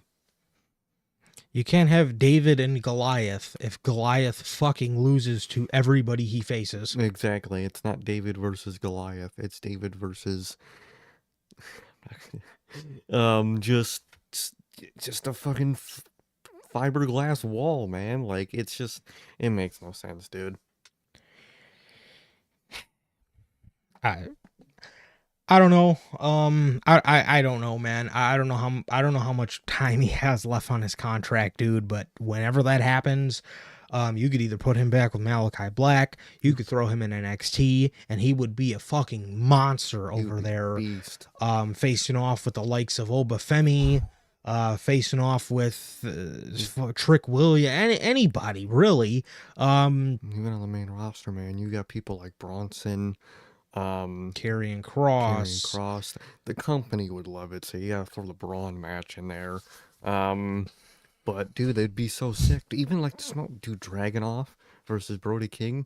That shit would be insane, man. Braun Breaker, AJ Styles. You have people that would just go crazy against that man. You look at like Julia Hart too. She would go crazy for that women's division, man. Fucking AEW never fails. The people in NXT would love Julia Hart. They would She is somebody who can use work, but she already have. is it has like great building She blocks. does. Like she has so much promise, and I think they would take her talents and really polish them out really nice. I think they would. I think they would love having Julia Hart over there. To be honest with you, man. But, um, yeah, I don't know, man. But he is not doing good with this group already, Already. and the group has already failed. You might as well have not even wasted production money on those Already. vignettes. You might as well because you made them all losers for no reason. But yeah, speaking back to, or talking about contracts being up, going back to the Wardlow conversation. Seriously, man, if I'm Wardlow and I was backstage and somebody even said the word creative to me, I would, if I were him, I would be so done, to the point where I'm showing up in Los Angeles to ask for my release from the company, because there is no way you can try to sell to me that you have creative and that you prioritize my talents after Anyway, you fucking sat me at home for a fucking year. a year. You might as well just never picked up the phone again, Tony. You're good at that. You love ghosting people, man. If I was Wardlow, I would just want to be ghosted for the rest of my AEW career at that point and just let me move on because you're not going to do anything with this poor man. The sky for Wardlow is the if used to his fullest of potential, is something along the likes of the second coming of Batista. Mm-hmm. And you do nothing. Nothing at all. What a joke. But, yeah, I mean, from a physical standpoint, this match was good. Okada match, no story. Brody loses, LOL. And that was that. Exactly, man. Just the Okada match to get Okada on the show. So, the next match, the Hurt Syndicate versus the Outrunners. Damn. It sucks for the dude. These AEW fans confuse the hell out of me, dude. Their mentality of blaming the performer when they don't have momentum or good booking is an incredible thing. Their refusal to blame Tony Khan is just literally insane to me. All I was seeing on Twitter during this match and right after was should have been an instant squash. It should have been 2 minutes long. The Outrunners' momentum is gone. Tony Khan should just throw him to the side. Dude, they had insane momentum, and Tony Khan never capitalized on it. How do you fans never blame Tony Khan? How do you not blame him for Wardlow? Because AEW fans don't like Wardlow. Because Tony Khan failed them, and instead of blaming Tony Khan, they blame the wrestler. The workers' rights fan base is really funny that they never blame the billionaire CEO that fucks people up. They blame the individual worker. That's just me, man. But this match, I mean, at the end of the day, it was still overall squash, if we're being honest. But these fans wanted it to be some 2 minute instant squash to one of your most promising tag teams you have. Your fans are fucking stupid, man. Those AEW, like, hardcore fans are some of the dumbest wrestling fans you could ever meet, dude. I swear, man. I'll take some old 40-year-old WWE mark over half of these AEW marks, dude. They are absolute buffoons, dude. They are absolute buffoons. And obviously you were telling me about some of the Outrunner hate. I'm telling you this right now, if you are blaming anybody on God's green earth for the derailment of the Outrunners' momentum, you can fucking blame Tony Khan, because these guys, and we've seen it here tonight, the way Tony books their matches with having these guys just get fucking beat up the whole time is just shit. Oh, it's horrible. They make them look like idiots every time. They get beat up most of the match. Any second they get offense, they're just celebrating, marking out, and then they just lose. Yep. Every time. It's like, dude, you got a cool ass gimmick here that you're just doing nothing with. It's insane. It's a cool gimmick, and it's a unique gimmick that fans loved last summer. And obviously, and again, you can especially blame Tony Khan for the Outrunners, because the Young Bucks, that everybody tried to blame the tag title reign on them for. All you guys said, the Young Bucks is selfish. Okay, well, what if I told you the Young Bucks came up with the idea last summer to have the Outrunners squash them for the tag team championships? Tony didn't want that. He thought they had something in Private Party. Well, Tony, how'd that work out for you? How did Private Party's world title shit run work out for you after keeping them off Dynamite for 8 fucking weeks? And their title run wasn't shit because they suck, or anything like AEW fans will tell you, because they don't really like Private Party either anymore. Somehow. Yeah, that too. It's Tony Khan's fault. This fan base's failure to blame Tony Khan for everything when everything is his fault is beyond me, dude. Bless you. Oh, that was just a cough. Yeah. My bad. But I don't understand this. I don't understand the AEW hardcore fan base, dude. The Outrunners had all the momentum last summer, and they were getting huge pops. People were like, dude, they're dope. you did nothing because they're not locked down to long-term deals. That's a great way to get them to sign long-term deals if that's the case. That's a great way, Tony Khan. Let's fucking, and it was probably because he was suffering from PTSD from Stephanie Vaquer, because he thought he had her in the bag because he can steal talent from everywhere else, but if somebody tries to jip him in the slightest, then Evil. we have to be a bitch about it. But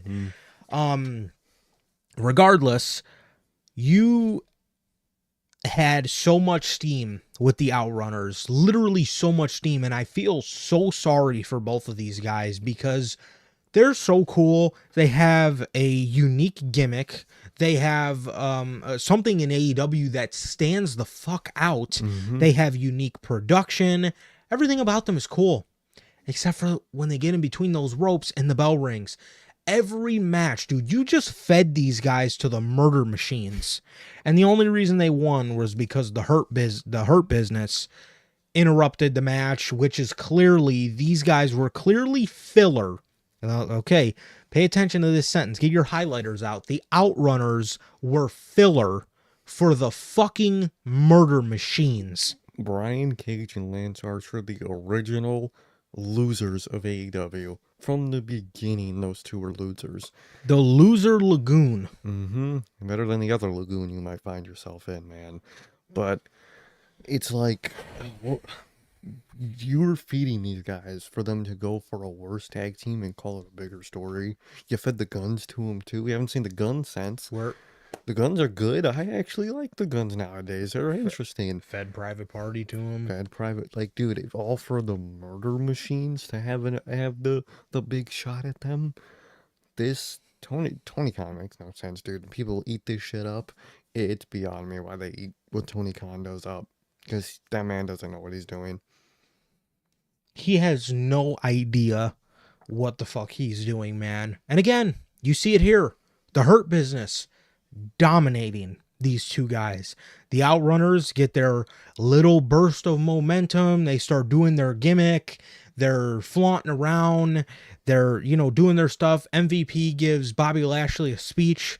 These guys are coming back on us. No, we hurt people. Blah, blah, blah. Hurt Business just mops the floor with them. Shelton hits a knee on Turbo Floyd into a Bobby Lashley spear on Floyd, and they win. Just like that, man. Just packed them up nice and clean and called it a day. Why? This could be one of the guys you could build up to. Beat the Hurt Syndicate, man. You could put momentum, the fans behind them, build them up for a few weeks, few months, and boom, big moment when they win the titles. Nothing, dude. Because it was a big moment when you did it for the Acclaimed. That was a massive moment at the time. You could have that same thing again constantly, and you always fail to do it.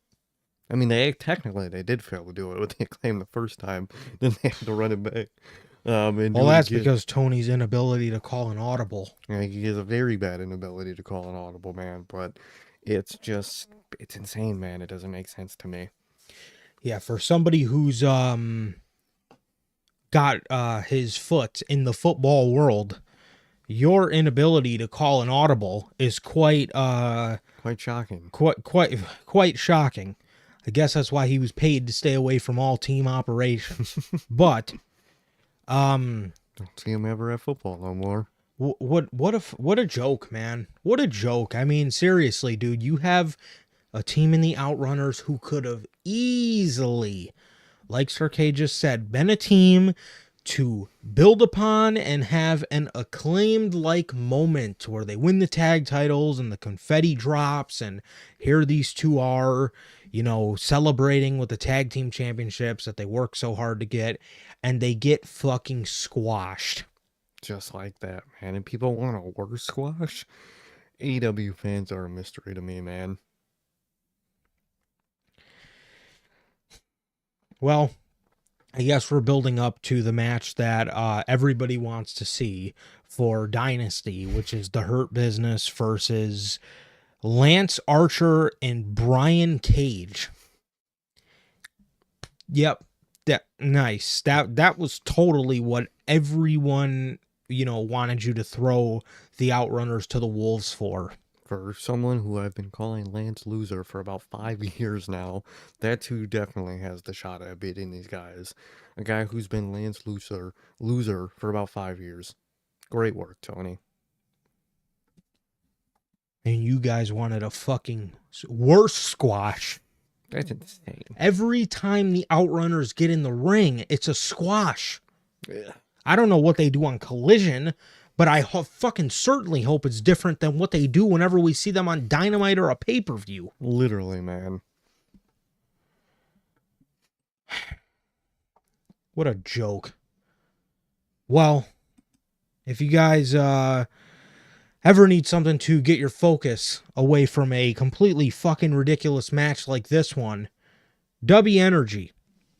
W Energy is an energy drink loaded with vitamins and nootropics formulated to improve focus without getting the jitters. W Energy is a clean energy drink formula with zero sugar, 0 calories, free from fillers and artificial colorings with 150 milligrams of caffeine per serving. You can get your W Energy products today with the link below and code NHP at checkout to save yourselves 10% on your next W purchase. Always, guys, W, if you need to stay up, work out. AEW pay-per-views, up till midnight. W's the way to go. Keep you up. It'll taste good all at the same time. So, as always, shout out to the official sponsor of what we do here at NHP, W Energy Man. So, that was the whole tag team debacle, and moving on to where the show really fucking picked up. The peak. In my probable opinion. It's debatable. How this match did not main event the show. And how this match got 12 fucking minutes. Is just insane to me, man, because it was perfect. It really was. Bro, we were watching this match, and by the end of it, I was thinking, dude, they can do this. They could have a match that bangs. You care about it leading up to the match, and in the match, you get cinematic-ass camera shots, you get cinematic interactions, callbacks to past moments in the feud and the characters. Dude, it had it all. Callbacks, insane camera shots, beautiful camera shots, and it was a good-ass match all at the same time, and you cared about it before the match? Dude, they can do this. What this match was, could and should be most of your show. Weekly, and especially on pay-per-view, man. This fucking did everything that this whole company should do, that it used to do. Holy shit, how do we not see this more, dude? This is what I love about wrestling.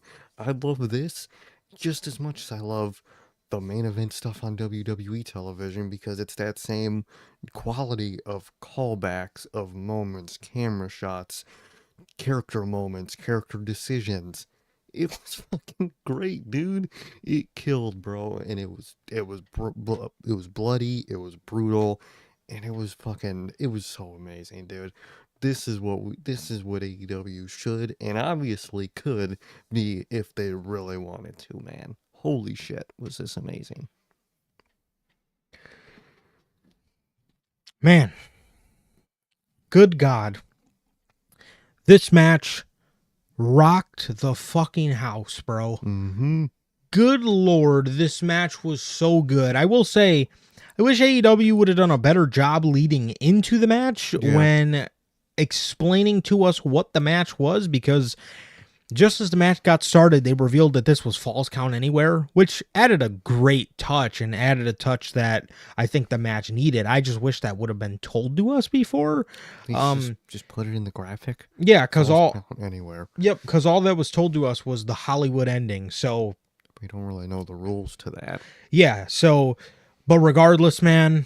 Oh my God. I see a lot of people saying, man, this is the top 3 feud in AEW history.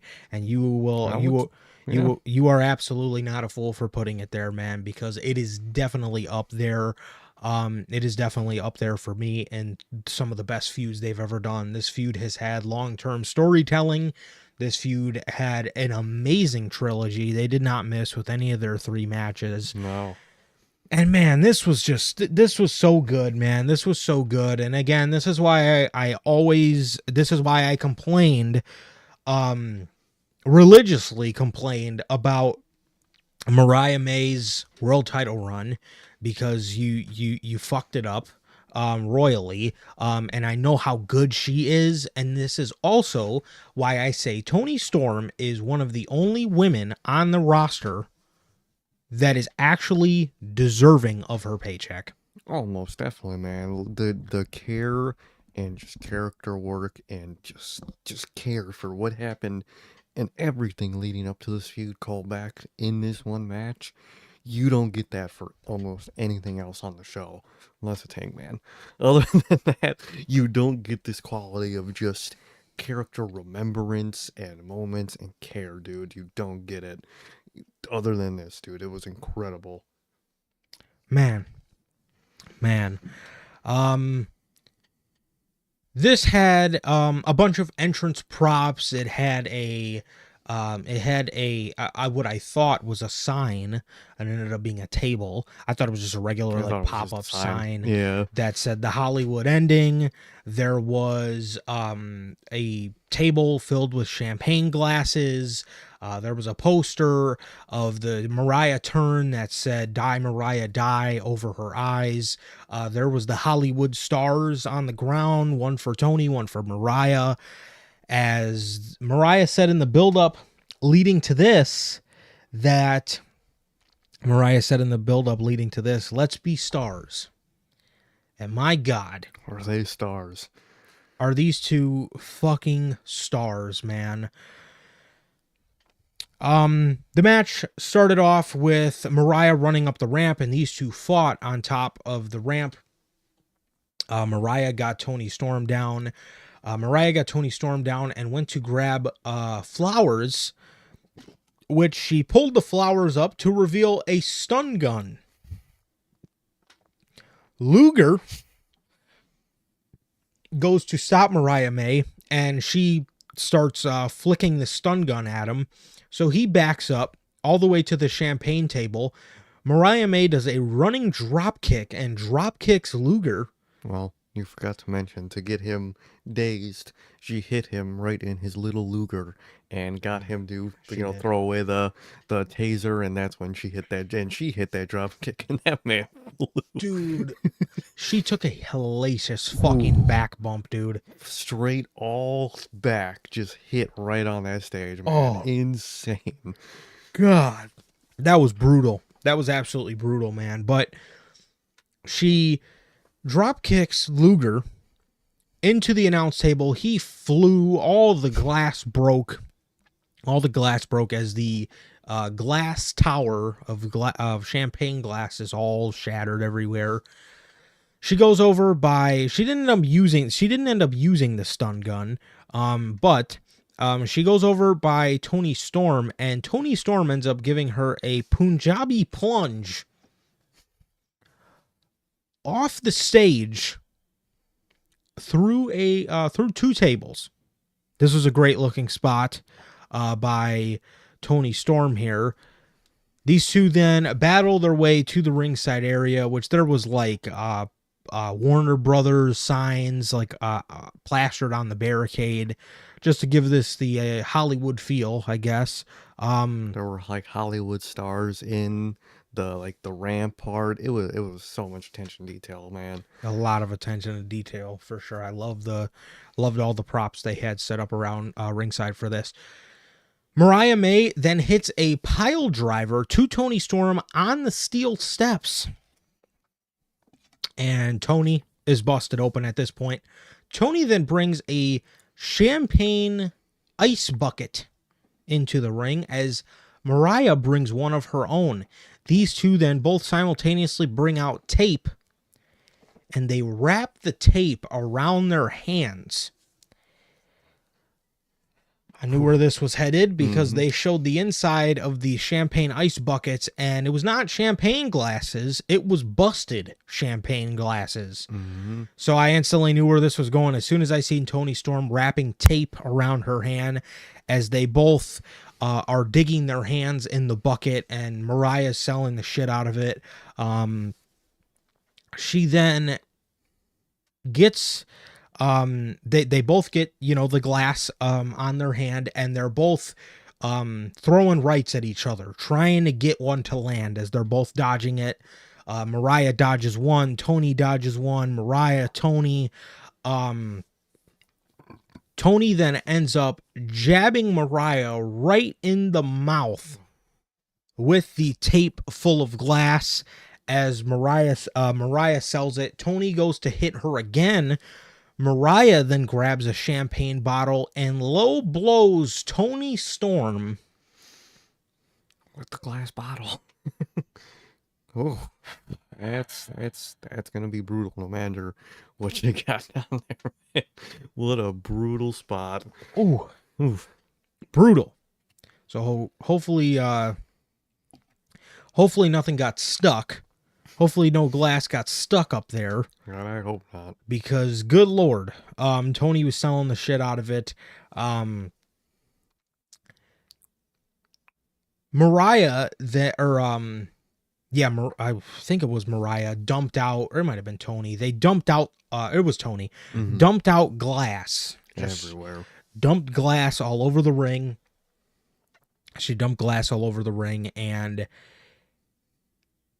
she gets Mariah on the top rope, and Mariah hits a Hurricane Rana on Toni Storm through the glass, or onto the glass, rather.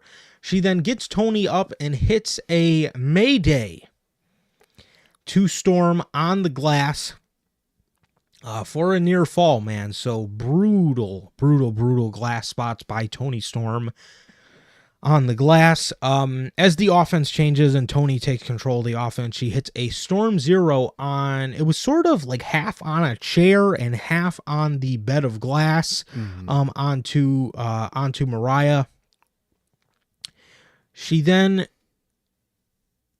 these two then battle up the ramp as Toni hit a curb stomp to Mariah May on the championship, and then she starts whipping Mariah with the belt, which is a recall to the Mariah May heel turn. Mm-hmm.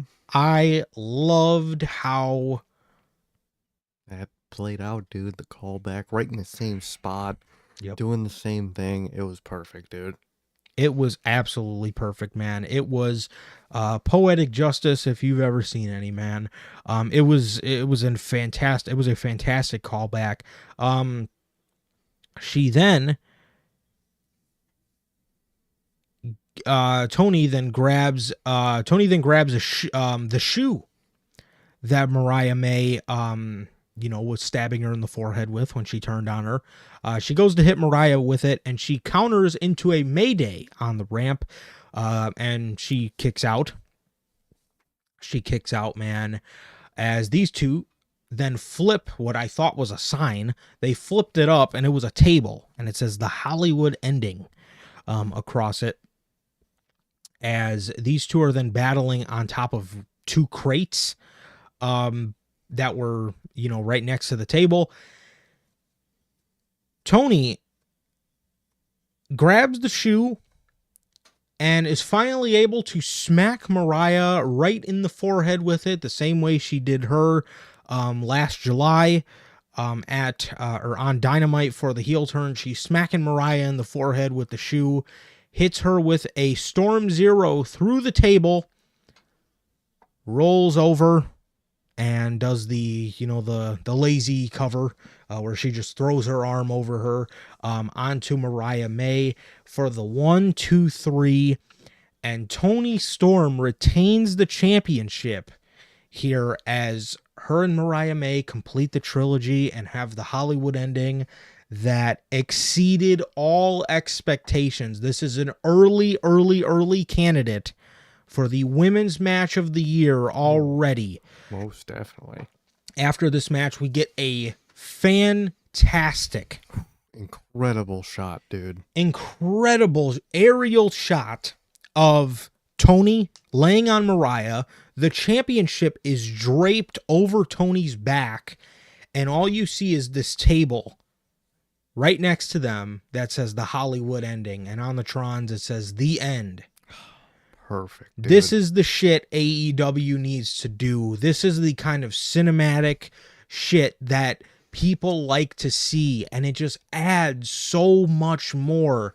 If you just have a little bit of production fucking work, it can take a moment from here to here with the smallest of difference, that being production. Mm-hmm. And that was one of the most beautiful shots I've ever seen at the end of a feud and at the end of a match. In my all these years of watching professional wrestling, man, that was absolutely, again, one of the most beautiful shots I've seen after a match. So shout out to AEW's production for that, and I want to see them do more shit like that, because that was just so unbelievably good, man. And I love this match. And again, an early candidate for the women's match of the year, man. I loved everything about this. Absolutely incredible. These two women are studs, man. And this was a great ending to what has been one of AEW's best feuds. Truly, one of their best feuds they ever had, man. Phenomenal ending. These two are incredible at what they do, man. RJ City too. Gotta give him the props, the main writer, behind, Toni and this whole story. Man knows what he's doing when it comes to writing these just long-term just stories with the callback and the shots and the moments. Incredible from everybody here, man. Incredible match, incredible cinematics, an incredible story, man. I love what they did. You can do this way more top to bottom if you really, really knew what you were doing, man, because obviously it shows you can. You do know what you're doing. You just most of the time choose not to do it, man. But this was incredible. Incredible shots, incredible match, incredible moment. And this is why moments matter, because near the end of the year, after pay-per-view after pay-per-view after match, what I'm going to remember most from this pay-per-view, there's going to be some match moments I remember, some matches I remember in general, but the moment of the show that I'll remember is that ending shot, that moment, the moment of this match. Moments matter, man. And this is your perfect example of it, dude. It was incredible. It was killer, man. And we need the show for as much as possible to be what this is, man. Because you can do it. You just don't do it for the most part, man. But this was incredible. Loved what they did here, man. Really hope they keep using Mariah May after this, and they find some feud, something for her to do after this. And what's next for Toni, I really don't know. I hope they get something good with somebody that could really tell a great fucking story, man. But either way, this itself was incredible, and I loved every second of it. For sure, bro. This match had JR was going crazy. acting like he was in the Attitude Era again. He was not fucking up at all. And in his old age, managed to make Excalibur and Tony Schiavone look like fucking dorks. Man, he was going crazy in this match. God. The Queen of the Ring director was also tweaking ringside. That man was going nuts. He was talking about this match in the pre-show, and I think it exceeded his expectations, man. But these two showed the fuck out, man. They absolutely showed the fuck out. As this is done now, and I would be lying to say, first of all, who's the fucking asshole that gave Mercedes Moné and Momo Watanabe 18 minutes, but had to fucking tell Toni Storm and Mariah May that they were getting 12? Who's the dickhead that came up with that decision? Yeah, well, how was that balanced at all? You gave Mox and Copeland 20 plus minutes, almost 30 minutes, and you give them 12. That's a crime. What a fucking joke. Man, but I will say, these two ladies made every single minute count. You got to give them mad props for that. As for what's next, I will not lie to you guys. I am very scared that nothing is next for Mariah May.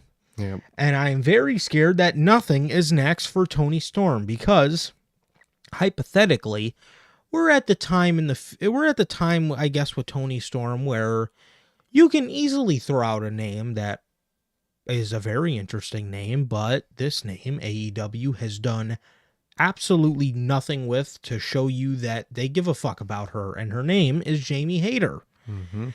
And ever since, she's a perfect name where, if you were to ask me what's next for Toni Storm, I would so confidently tell you, well, you could put her against Jamie Hayter.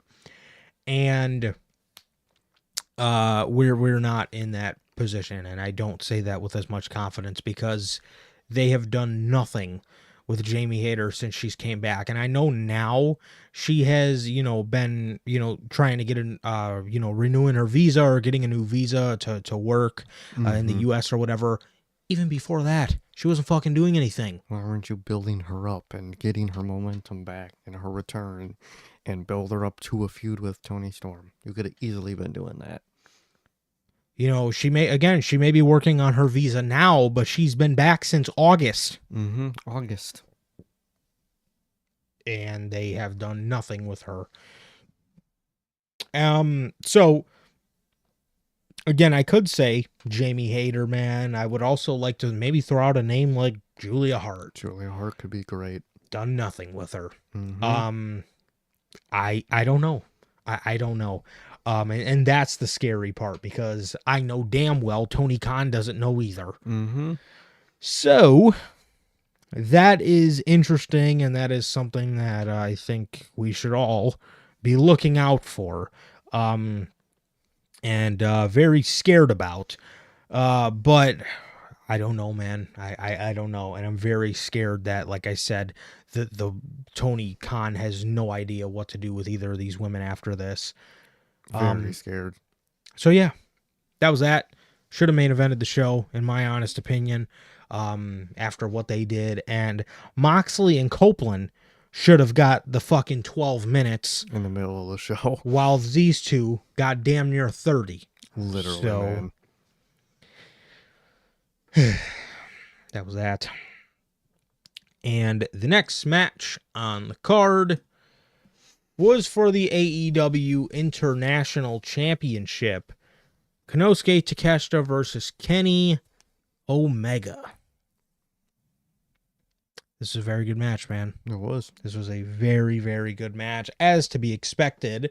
This was the trilogy. Well, they said it was the trilogy, but technically I think the first match was all in 2023, and that was like a 6-man, I think. It was like Takeshita and the Bang Bang Gang versus Hangman, and Omega, and Ibushi. Yeah. So I wouldn't really call that a part of the trilogy, but I think they did a decent job here at keeping Takeshita safe. Mm-hmm. Obviously they didn't have him take a clean pin, so they kept him looking strong for the most part, and I can appreciate that. Most definitely. Pretty early on into the match, Don Callis gets on the outside of the ring, and while he's on commentary, he runs over by Omega and starts punching him. He hurts his hand. I don't know if he accidentally punched the table or something. Taz goes to say Omega is trying to get his intensity up. What came out of Taz's mouth was not that. What came out of Taz's mouth was Omega is trying to get his intestines up. Trying to get his intestines up. Well, a bunch of it was removed, so I don't know why he would do that. Well, Don Callis pointed out on commentary, this was very interesting. I don't know how he would know this, being that kayfabe, him and Omega hate each other. But Don Callis pointed out on commentary how He got a lot of his intestines removed that collect nutrients, so it's getting stamina for him is hard. And if that is true, which I'm sure it is, you can definitely tell that he gets winded a lot quicker than he used to, which is fine, but it's definitely something that's noticeable. Exactly, something you could definitely notice, man. And again, I don't know, in character, I don't know if he's Batman or something, and somehow got the medical records of fucking Omega. But either way, we got that fact, and I could definitely see that being real, and it obviously comes into play because you can notice it, man. You definitely can notice it. Yes, we get some nice back and forth offense between the two. Very hard hitting, as you would expect. Omega then, there's a table on the outside. Omega flips it over, and Takeshita starts hitting a suplex. He gets him in a suplex position, and then he drops him right down on his stomach, right on the table, man. So he's there selling his stomach. They then put the table standing on its side, and they drop Omega right on his stomach, on the edge of the table. Listen, I really hope Kenny Omega's stomach isn't as volatile as they say. Yes, isn't as vulnerable as they say it is, because if they're taking those kind of risks with Omega, and if his, like I said, if his stomach is really as much of a ticking time bomb and is really as bad as they say it is, good Lord, they are taking some very interesting risks with his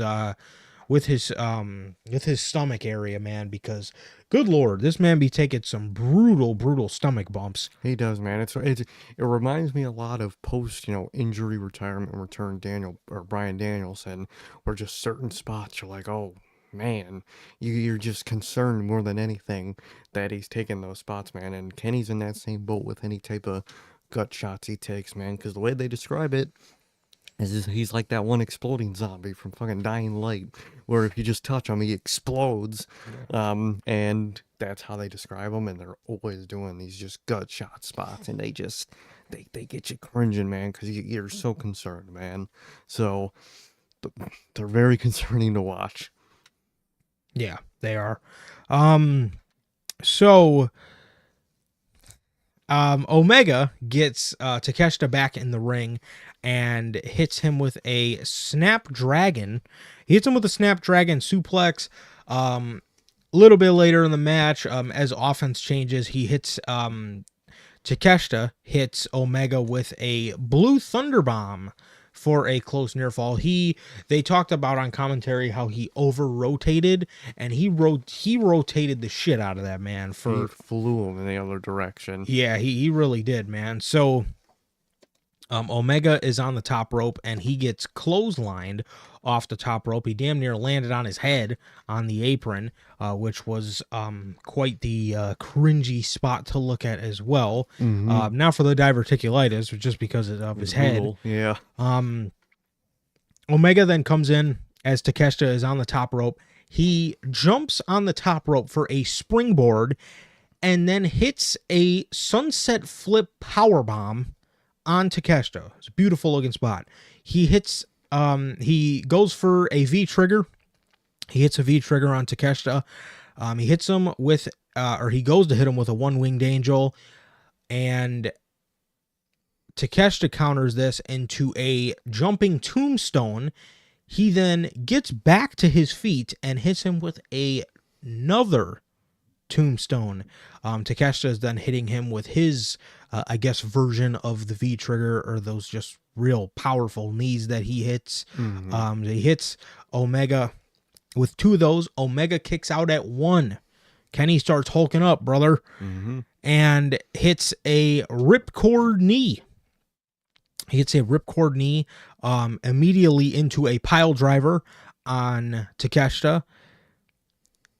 He then He then hits a V trigger. He hits a V trigger into a Poison Rana, into another V trigger. Callis then goes to interfere. And Kenny doesn't really let him. Kenny doesn't really let the distraction happen too bad. He then rolls up Takeshita. Takeshita rolls through. Kenny rolls back through. Rolls him up again for the 1-2-3 as Kenny Omega wins this match. He beats Konosuke Takeshita. Takeshita has obviously been the champion since October, since Wrestle Dream, and he beats him, and he is the new AEW International Champion. This is a fantastic match, man. So props to these two guys. Props to Takeshita. He's had a lot of great pay-per-view matches as a part of his reign. I wish they would have told a little more story with him, but I think you could say that for everybody in AEW. Yeah. But his match quality was always great in terms of what he does on the pay-per-views.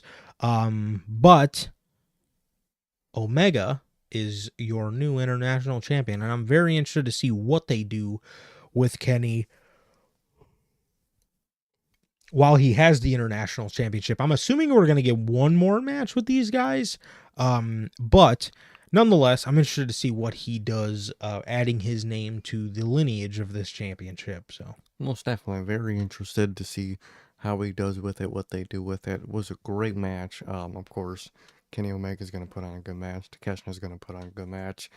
Both great guys. I hope after this they could still, keep up that momentum with Takeshita and hopefully eventually get him out of that Don Callis family and get him in a better role. But overall, really like what they did here. Kenny won, which goes into my theory about the rumor I've heard of, them combining the Continental Crown title and the International title, and you look at who's both their respective champions, Kenny, Okada. That's a match we're definitely eventually getting, and that they teased, for All In, man. So there's those rumors. You might see them come to fruition. We don't know, but overall, good result, good ass match, man. Very interested to see what's next for both of these guys. Definitely, man, definitely, and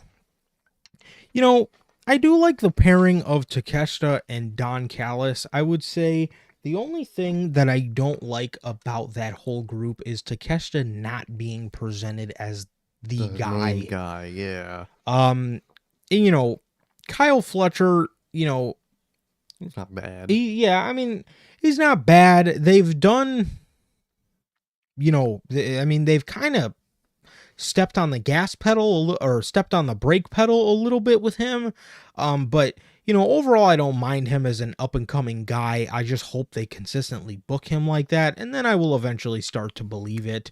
But for now, while if you're trying to consistently build Fletcher up as, the next guy in the group, I would like for Takeshita to be presented as more of the top guy in that group. And a lot of times it feels like Fletcher, and I think it deserves to be Takeshita, but,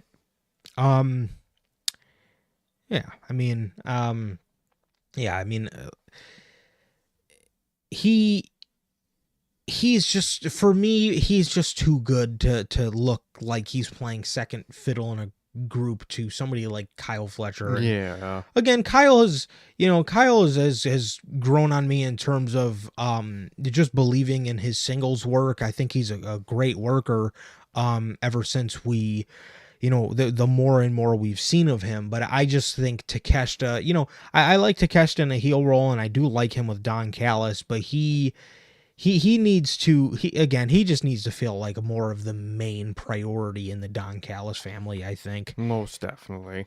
But yeah, I could absolutely see, I could absolutely see Kenny and Okada to combine the titles at All In. Hopefully they just merge the Continental title with the international title, because the international title is a great looking title. It is. And on the other hand, that Continental title is one of the ugliest fucking championships known to man. One of the like oversimplified, just lazy titles. It is that. I mean, that is a. I said this to you when we were watching the show, man, but that is a creative championship if I have ever seen one. Most definitely. Don't like that, but Callis leaves with Takeshita.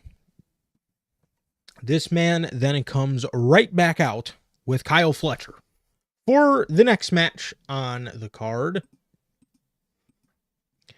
which is the steel cage match,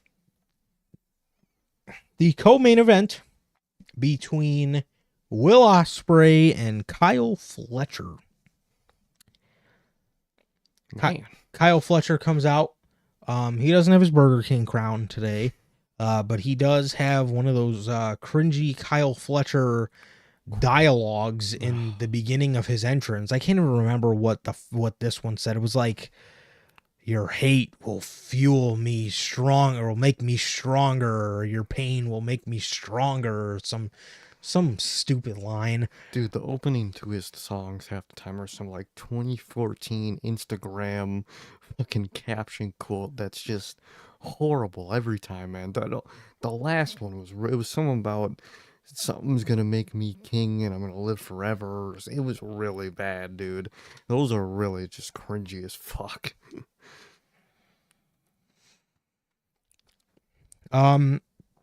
Kyle comes out. Don Callis sits back in the commentary booth. And the first thing Taz says to him made me LOL. Taz says, "Don, why did you leave? You could have just stayed out here." Literally. So that was funny. Ospreay then comes out and he has a promo that says like, "Will Ospreay is on another level. My name is Will Ospreay and I'm on another level." And it then gets transformed into like some rave dubstep remix. Kind of. Let's just say that dubstep rave music is not my kind of music. Let's just say that. I really just can't do that type of music. So it's just like noise, and I was just waiting for that part to end, man. That's just not for me personally. Yes. Then Ospreay is on the stage, and he does just his normal entrance. He then climbs to the top of the cage, just like Kyle Fletcher did. During his entrance, he went to climb to the top of the cage, and his foot slipped.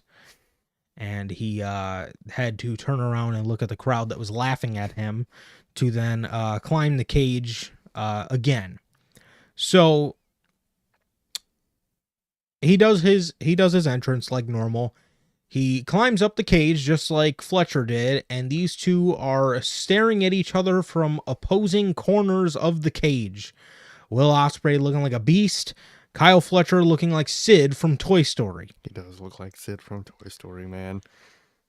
So these guys get off to a fast start. They are throwing rights at each other, or as Excalibur said, they are teeing off. On one another. Will Ospreay gets thrown into the corner, where he then climbs up the top rope, jumps on the springboard, facing the cage, turns around 180, jumps on the springboard facing Fletcher, and hits a phenomenal forearm. Insane. That was fucking sick. Incredible just maneuvering by Will. Fletcher then gets drop kicked from Ospreay into the cage, and he falls into the cage and in between the cage and the ropes. Fletcher is busted open, and at this point, Ospreay is also bloodied. Will Ospreay hits a last ride sit-out powerbomb to Kyle Fletcher as the dastardly Mark Davis stomps out there. The Ospreay killer, Mark Davis. He comes out there and he has a pair of bolt cutters and he cannot get the lock undone. Just struggling. He's struggling. His hands fucking slipping off the bolt cutters. He is in a different world. He can never rob a place, I'll tell you that. Absolutely not. And he then finally gets the lock undone. He comes into the cage with but he slides a bag of weapons. He doesn't come into the cage yet. He slides a bag of weapons, duffel bag of weapons, into the cage. He goes to climb in the cage, and Ospreay kicks the door into his face. Mark Davis then flies onto the outside, immediately starts blading himself into oblivion, and Most unnecessary blade job ever, bro. 100%. It was a cage. You didn't need the blade, but all right. So he slams the door in his face and he grabs a barbed wire bat.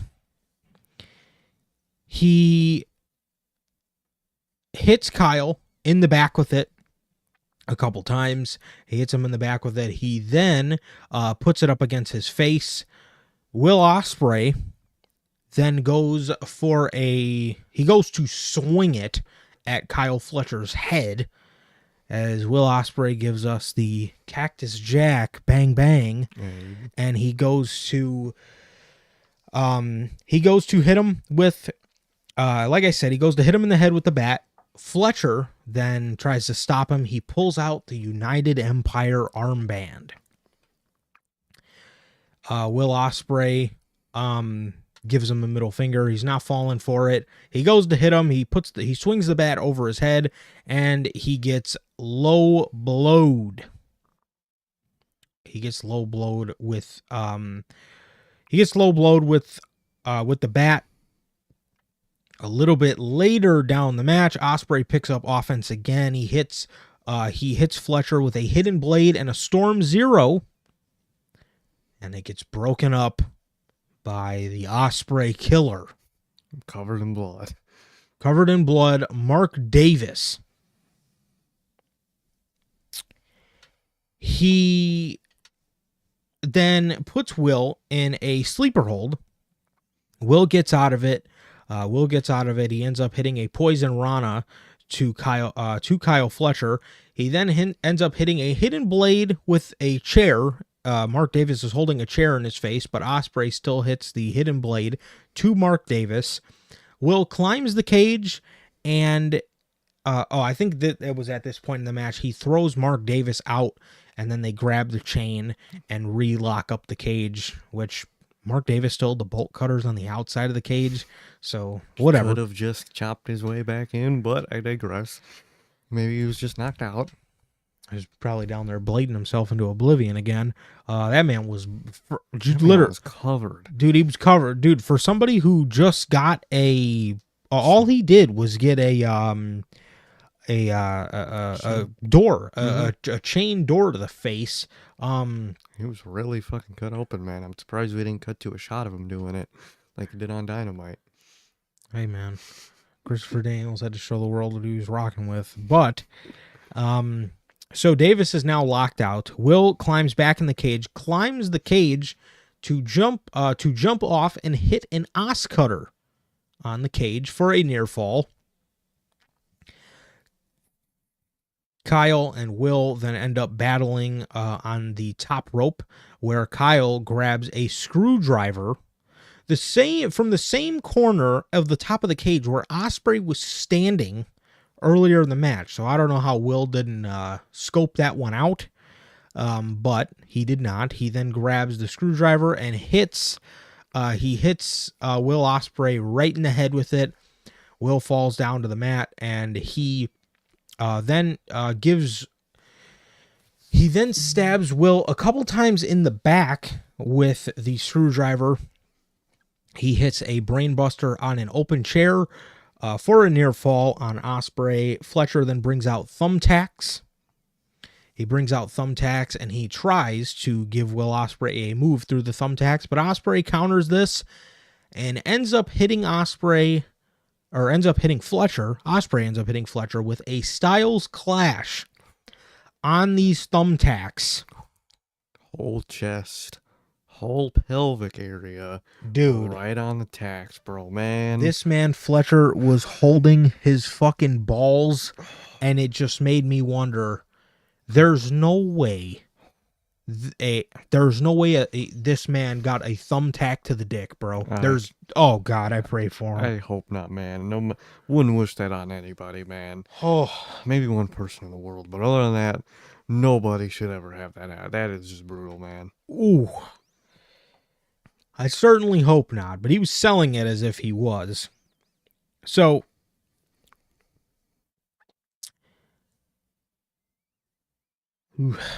um,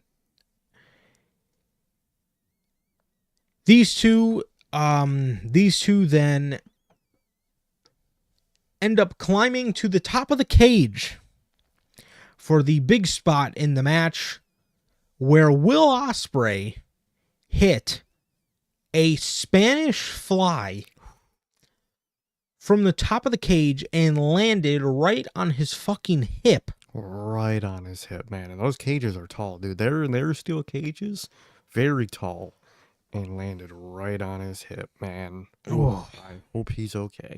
You could see he tried to like tilt midair so he wasn't landing on his face or his stomach, and you could tell he maybe tried to again like tilt into his back.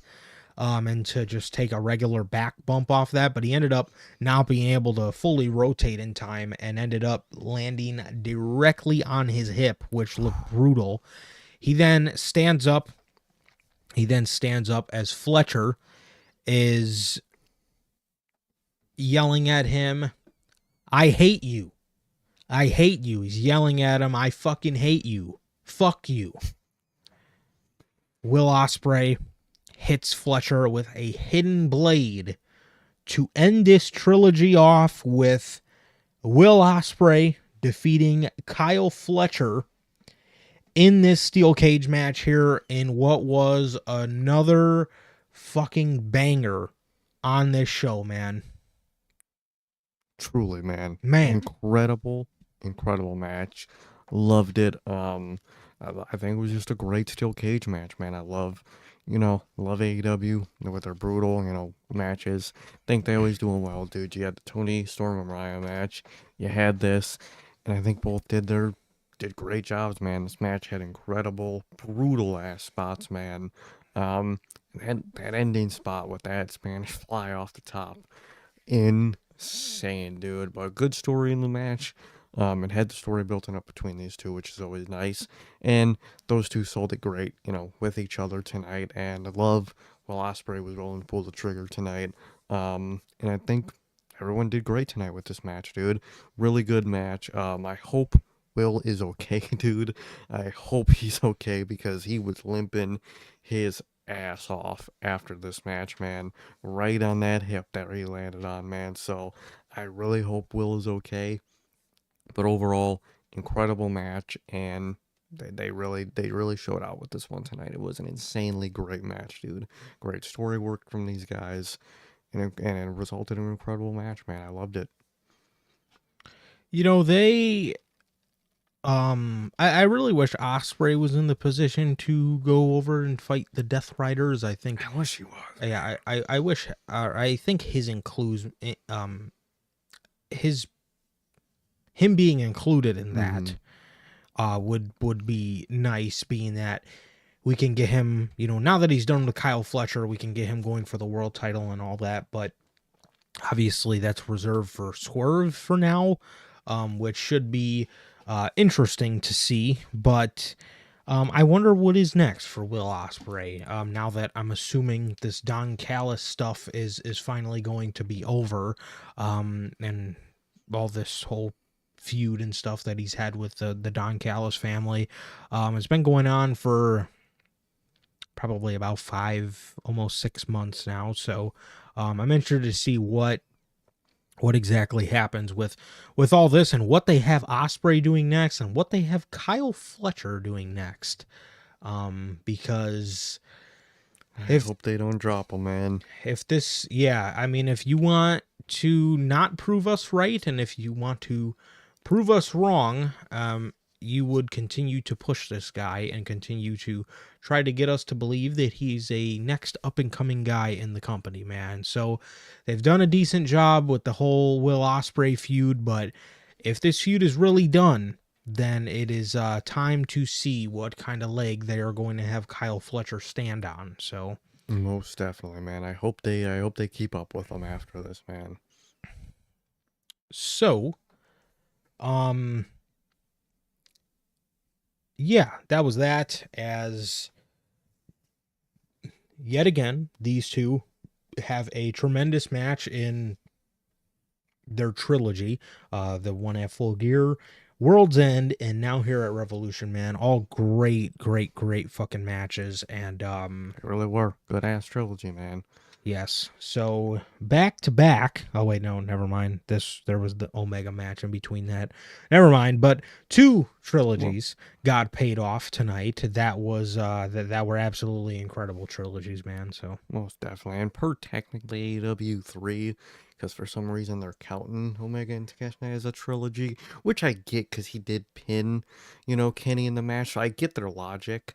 So you could say, 3 ends to 3 trilogies, man. But if you're talking mainly Mariah, man, Toni, Ospreay, and Kyle Fletcher, great ends to their trilogies, man. Incredible ends. So yeah, that was that match. Very good steel cage match as AEW yet again probably clocks in a early match of the year or match of the year honorable mention Most definitely. for match of the year 2025. No, it's not a match of the year. And from a match of the year candidate to a just horrible main event. Jon Moxley versus Rated R superstar Cope Dude. in the main event of Revolution for the AEW World Championship. After the night we had with the matches and moments, Will Ospreay, Kyle Fletcher, we had Omega and Takeshita, Toni Storm and Mariah May, Swerve and Ricochet. Your main event is Jon Moxley, or as commentary said it, as Johnny Moxley versus Cope. Tony Schiavone, to be exact. Tony Schiavone, exactly. This match was a bore fest, dude. And, dude, one of the worst parts about the Cope matches is since he returned and he shortened his name, dude, every time this man has a match, throughout the whole match, commentary, oh, Cope hit the ropes. Oh, Cope with the counter. Oh, Moxley hit Cope. Oh, Cope's doing this. Cope. Dude, every 2 seconds. Cope this, Cope that. They never use he. They never use they. He's getting up. Copeland's getting up. Dude, I need a Cope counter by somebody because it's gotta be at least in the 3 digits, man. Because, dude, throughout these matches, dude, Cope. The whole match. I can't stand listening to an Adam Copeland match at this point. I can't. It is one thing that I noticed as well, and it is something ever since they've done this change at the beginning of the year, that is one of the most nauseating things to watch with his matches. Like Sir K just said, they never refer to him as him. They never refer to him as he. Nope. They never refer to him as anything else other than Cope. And they say it so much. It's like It doesn't sound real anymore, you know what I mean? it is ridiculous how much they try to beat it into your brain that this is Cope. That shit sucks, man. And my God, I would have fucking had anything else main event this show. Anything. This shit was ass. And this is okay. I would have had Kyle Fletcher. Yeah. Now imagine me saying that when he first turned into a singles wrestler. It doesn't sound like something I would say. Yeah. And here we are, about 6 months into his heel run, and I've actually taken a liking to his work. Yeah. Cope. And I would have rather had Kyle. Mm-hmm. I would have rather had Kyle and Will, Kenny and Takeshita, fucking Swerve and Ricochet, Hangman and MJF. Literally. And again, Timeless Tony Storm and Mariah May tenfold over this shit. Dude. Oh, man. Jon Moxley's style, I could have told you going into this. Jon Moxley's style is best fit against look at the history. Look at who his best matches are against. Jon Moxley's best matches are against Bryan Danielson, Kenny Omega. Guys like that. CM Punk he even had good matches with. Agile, momentum-based guys. Not slow ass old. Dude, do you guys not remember the Orton and Edge match? That slow bore fest that old that their whole feud was. Every one of their matches was the most boring thing ever. Yes, and if you look at Edge in WWE, his worst work was with Randy Orton. Mm-hmm. His best work was with guys like Seth Rollins, even Roman. When Roman wants to pick it up, he could pick it up. There were obviously a lot of those Roman matches. The beginning was not very good, but once you get Roman Reigns going, and you know Roman Reigns is very built on a slow start with a fast finish. Mm-hmm. That's a lot of his matches are very fast momentum towards the end of the match. That's just how Roman Reigns matches are. And he works well with those kind of guys. Both of these guys together, this was fucking Edge and Orton all over again. Maybe a little better than that, but yeah, probably a little. But like, what did you expect, dude? This was a clash of styles that was gonna be boring as fuck, no matter what you did. Why didn't you? Dude, you're great at just put a gimmick match behind this match at least, because dude, you expect me to care about an Edge and Mox match, dude? In those two styles. Just a horrible clash of styles, dude. I don't know what you expected here. Yes. Jon Moxley and Adam Copeland's best work comes off the back of agile guys that can pick up speed, guys that can help these guys pick up their speed and their pace.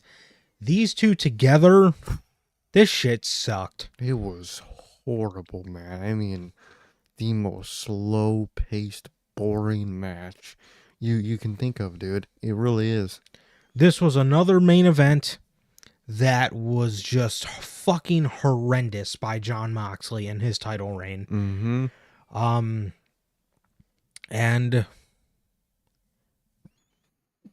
I can't also really think of a Copeland match in AEW I've been too high on either. Maybe some of his stuff against Christian was good.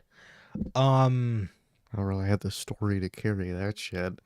Yeah, other than that, I haven't really been too big on a lot of his work from what I can remember so far in AEW either. No. So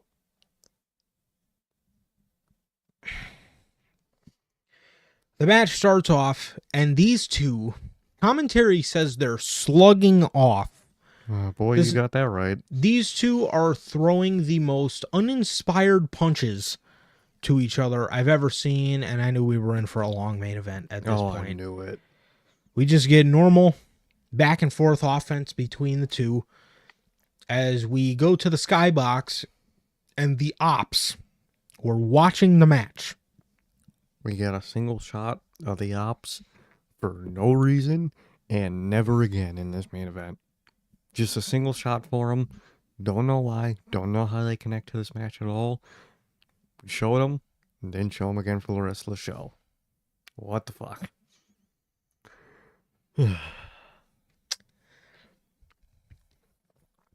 Tony Schiavone says, Cope has Johnny Moxley.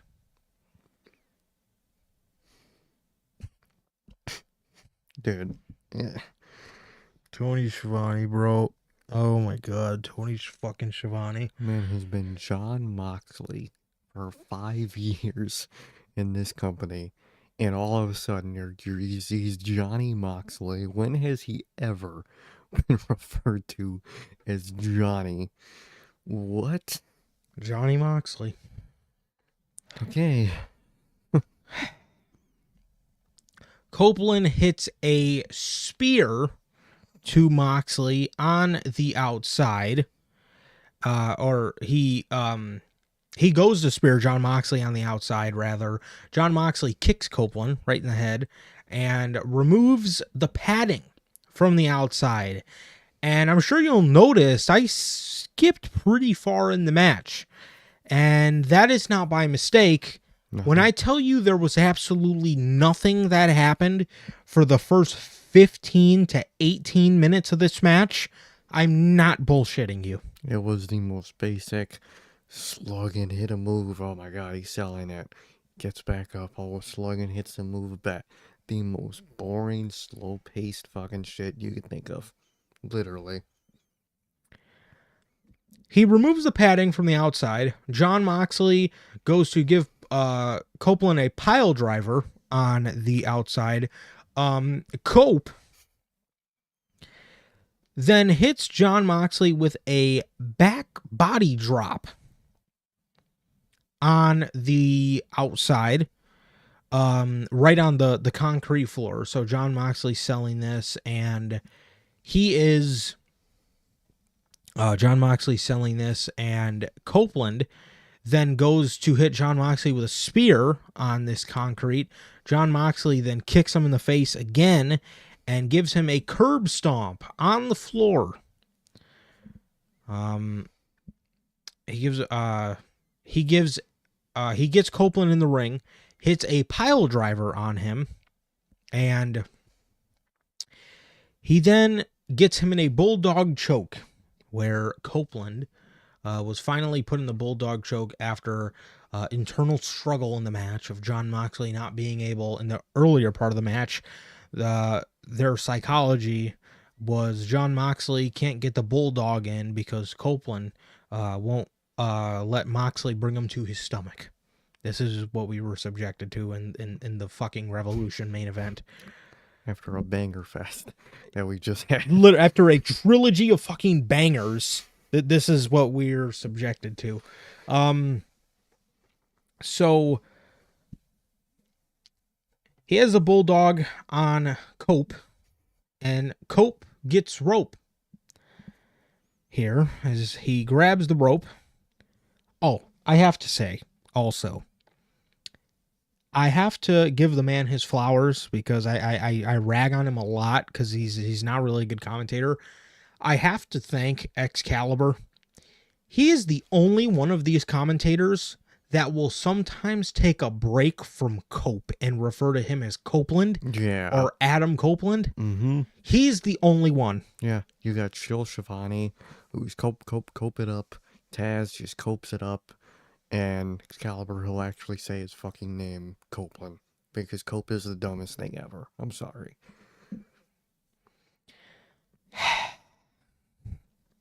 Good God. So Moxley then goes and gets a chair. Bryce rips the chair out of his hand. Goes to put it away. Moxley then kicks Copeland into the ref, and the ref is down. Bryce is down as Copeland goes to get two chairs, and he hit a concerto on Adam Copeland, and Copeland then scoots. He turns over onto his back and kicks the chair into Jon Moxley's head. Moxley staggered. Wheeler Yuta comes out. All intimidating. And he looks at Moxley with this devastating, intimidating look that could scare the toughest of them all. He's looking at Moxley, And he's really making me believe he's going to turn on Jon Moxley here. He's really making me believe that this is finally going to be his wake-up call, and he's going to stand up to Moxley because it just looks so obvious. He's got his fist balled up, and he's staring a hole into Jon Moxley. He's going to punch Moxley, right? And he punches Cope. Oh my god, no way. He punches the enemy of his teammate that he's obviously not betraying yet. Because what would he do without him? Oh my god. So much for Wheeler Yuta soul searching. And dude, that commentary was just... oh my god, why would he do that? Oh man, Yuta is just brainwashed by Jon Moxley. He's got Stockholm Syndrome. Homie. He's not... Jon Moxley isn't the Joker where he's fucking putting the electrodes up to his head and shock therapy in this man into being his teammate. He just, like... He has Stockholm Syndrome. Bro, what? What the fuck? What the fuck, man? Stockholm Syndrome does Yuta have for this group, for Jon Moxley? He's brainwashed. MK Ultra is what he got. Might as well include Wheeler Yuta in the next Black Ops fucking campaign because he's a sleeper agent, I guess. Yeah, I might as well be, dude. Switchblade. Jay White. He comes out to help his friend Cope. As he gets in the ring, he gives Yuta a Blade Runner. He grabs the briefcase that Moxley intended on using earlier in the match. And he goes to hit Moxley. Moxley ducks. And he hits his friend Cope. No way. With the briefcase. He hits him with the briefcase. Him and Yuta then go off brawling.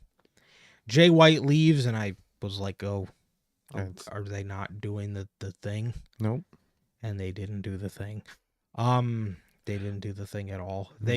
What they did was we get a near fall from Copeland after he just got decked by his buddy Switchblade Jay White, and he hits a spear on Jon Moxley, which would have ended the match, but someone pulled the referee out of the ring. And this man ended up being Christian Cage. Christian Cage has the contract. Christian Cage has the fucking contract that he won at All In. He gives it to the referee. They announce, Justin Roberts announced, he's in the match. It's a 3-way match. He spears Copeland for a near fall. Copeland just kicks out. No way. Copeland kicks out. He then hits a kill switch on Cope for a breakup because Jon Moxley, and as soon as he hit the kill switch, I could see Moxley, peeking his head up, waiting for his fucking cue. And I could see him peeking his head up, and I'm saying, no, there's no way they have Jon Moxley win this, right? Why is he... Oh, okay, he broke up the pin. All right, he gets Christian in the Bulldog choke. Christian puts his hand on Copeland's chest, and I'm like, oh my God, this is how they're going to have Christian win it. They're going to have him win it in the most, Christian-like way possible. Jon Moxley jerks Christian's head away, far away from Copeland. Christian passes out. And that's it. And the fucking crowd deflated. As Jon Moxley retained the championship, Copeland did not get pinned. Instead, what they opted to do was have Copeland's best friend, Christian Cage, go out there and waste his contract that could have been used on anybody per the logic of it, which I actually like. It's unique. That's a cool, unique way to do it. Yeah, I like you could do stuff with that. Yeah, I mean, AEW could have easily just did Money in the Bank 2.0. You win the match, it's your briefcase, and that's it. But I like how you have to wait until, while you're out there, sign it, And And then, yeah, so, and really, in all honesty, sure, Christian won possession of it, but anybody could, sign it. And just take that opportunity for themselves, dude. I like that a lot. It opens up a lot of cool possibilities, and I like how it's unique. Back to my point, they have Copeland's best friend in real life, Christian, use his contract that, again, could have been used on anybody under the fucking sun in this company. Fucking Ricochet could have took the thing and signed it, and it probably would have been a better outcome than what you did here, dude. You ran through this contract For months. for fucking months of a buildup just so Adam Copeland couldn't take a fucking pin? Couldn't even pass out. He's old. He can't go forever. A pass out would be perfect for Adam Copeland. And you have to have it be Christian. Dude.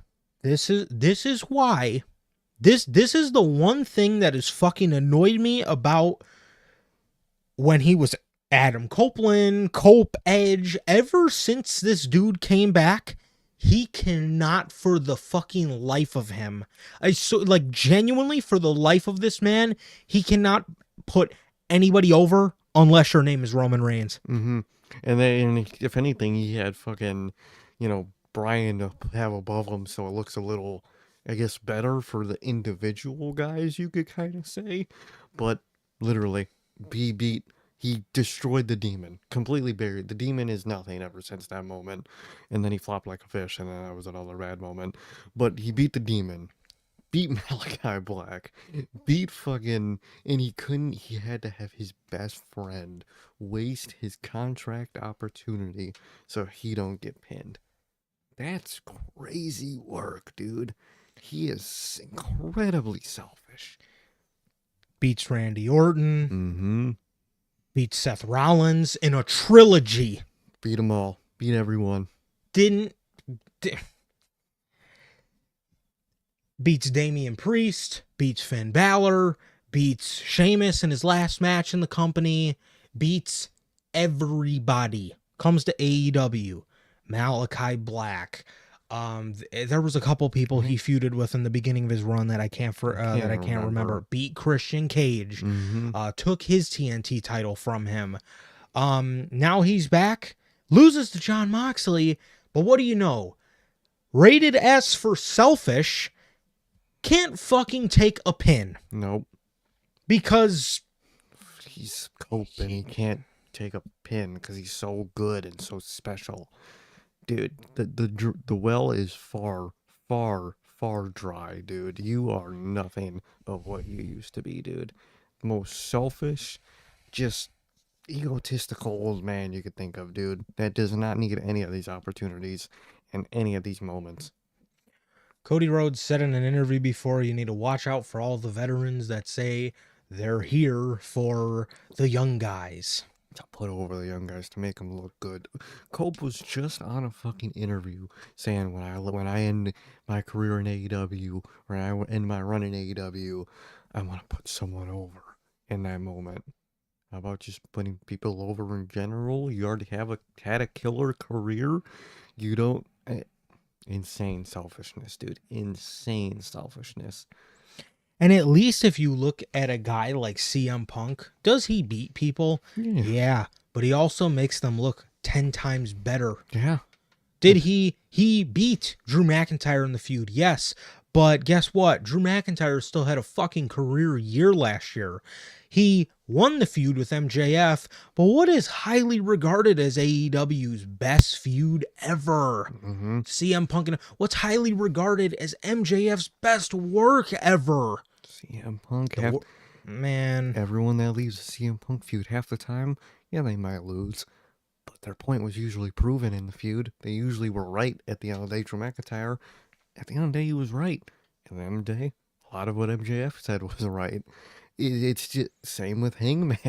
It's just, yeah, he beats people, but they still look great. They still get victories against him in that feud, and they still look great, dude. But Cope beats, and that's it.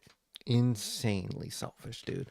Ridiculous, bro. This is absolutely ridiculous, man. And Mm-hmm. you know, growing up, man, I was never too big of an Edge guy, but even I can fucking say, man, I miss that version of Edge a Oh yeah. lot better Mm-hmm. because this shit, it is just, man, I mean, dude, outside of him coming back at that 2020 Royal Rumble, this run has just, and I will say he did have a great main event match in the main event of WrestleMania with Reigns and Bryan. But I mean, we're getting to a point, man, where it is so ridiculously undeniable. This guy just, he fails to put anybody over, and he fucking fails to make anybody look good while or after he's feuding with them. And he always has weird creative behind him where he just does weird shit that he thinks is cool. Changes his name to Cope. He has a stool leg with fucking nails in it called Spike that he carries, and he thinks he's so cool, and he thinks everything he does is just like the coolest, hardest thing ever. And half the time I'm just like, dude, what are you doing, dude? Your name is Cope. Like, bro, what are you? You're not cool anymore, dude. You have a cool theme song. That's all you have. That's the only thing you have going for you, dude. My God, dude. I mean, this shit, man. This, this is, again, just borderline ridiculous, bro. Just borderline ridiculous. And again, we have sat through all this stuff with Adam Copeland, and after everybody, and again, bro, to fucking think, and it's so crazy to me to this day. They did, I want to say, a year-long feud with, or close to, maybe about 9 months around there, feud with the Judgment Day in 2022 going into 23. Not once did he put over anybody in that Anybody. group. He didn't put over Priest. He didn't put over Balor. He didn't put over Dominic. Nobody. No. Nobody got put over. And dude, to see the type of bullshit that went on tonight just so he didn't have to fucking take a pin. Again, and everybody on Twitter's saying it, dude. And for once, they're fucking right. But dude, you ain't beating the allegations, bro. You're Mr. Burial. You're Mr. Selfish. Mr. Ego. It's not Edge. It's not Cope. It's Ego. The rated S superstar. Rated E for egotistical, Mm. rated S for selfish. Dude is just he can't lose, and he thinks that he's on top of the world, and he can't be beat. Dude, you're not that good, especially now. Look at the match you've had. Look at the matches you've been having. Look at your creative ideas. You've named yourself Cope. You walk around with a fucking piece of wood named Spike. You're not cool. You're weird and cringy, and you're not deserving of these wins, bro. You're not. You know what? That's a great point you make, Logan. That was a match of the year candidate in 2022, the I Quit match with Finn Balor. And it's so funny you mentioned that.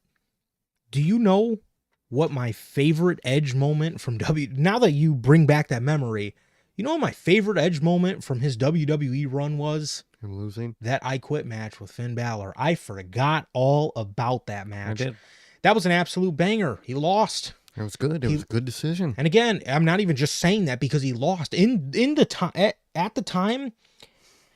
at the time, dude, I seriously thought that was his best work since coming back to the company. He sold that so well when he sat there and he was crying because he fucking didn't want them to hit his wife. It was great. Oh yeah, that's how you do it. And then what happened? When He goes on to WrestleMania and he beats the Demon. he beat the Demon. This guy is on an absolute run that is just so mind-boggling to me. I don't understand how nobody has taken the liberty to say, why don't you want to take a pin? Or, hey, you're taking the pin tonight. It's ridiculous that we've blown through a contract We have blown through a fucking contract that had the world of possibilities so Adam Copeland does not have to take a loss. Insane. Yet Tony Khan loves to complain about the people that come into AEW and they worry about themselves and all they care about is themselves. Isn't that why you like punished Miro? Isn't But that it's okay for him to do it? literally? He's everything that they said Andrade was, Black was, Miro was, everything that these fans and AEW say they were. That is Adam Copeland. That is Adam Copeland to a T, bro. Insane. Fucking A, man. And at the end of the day, I'm not even mad that Mox won. I'm really not. Me neither. It's the way they did it with wasting that contract just so Cope doesn't get pinned. I more, and same with you, I more so feel bad for two men, Mm-hmm. Christian Cage and Jay White. Yep.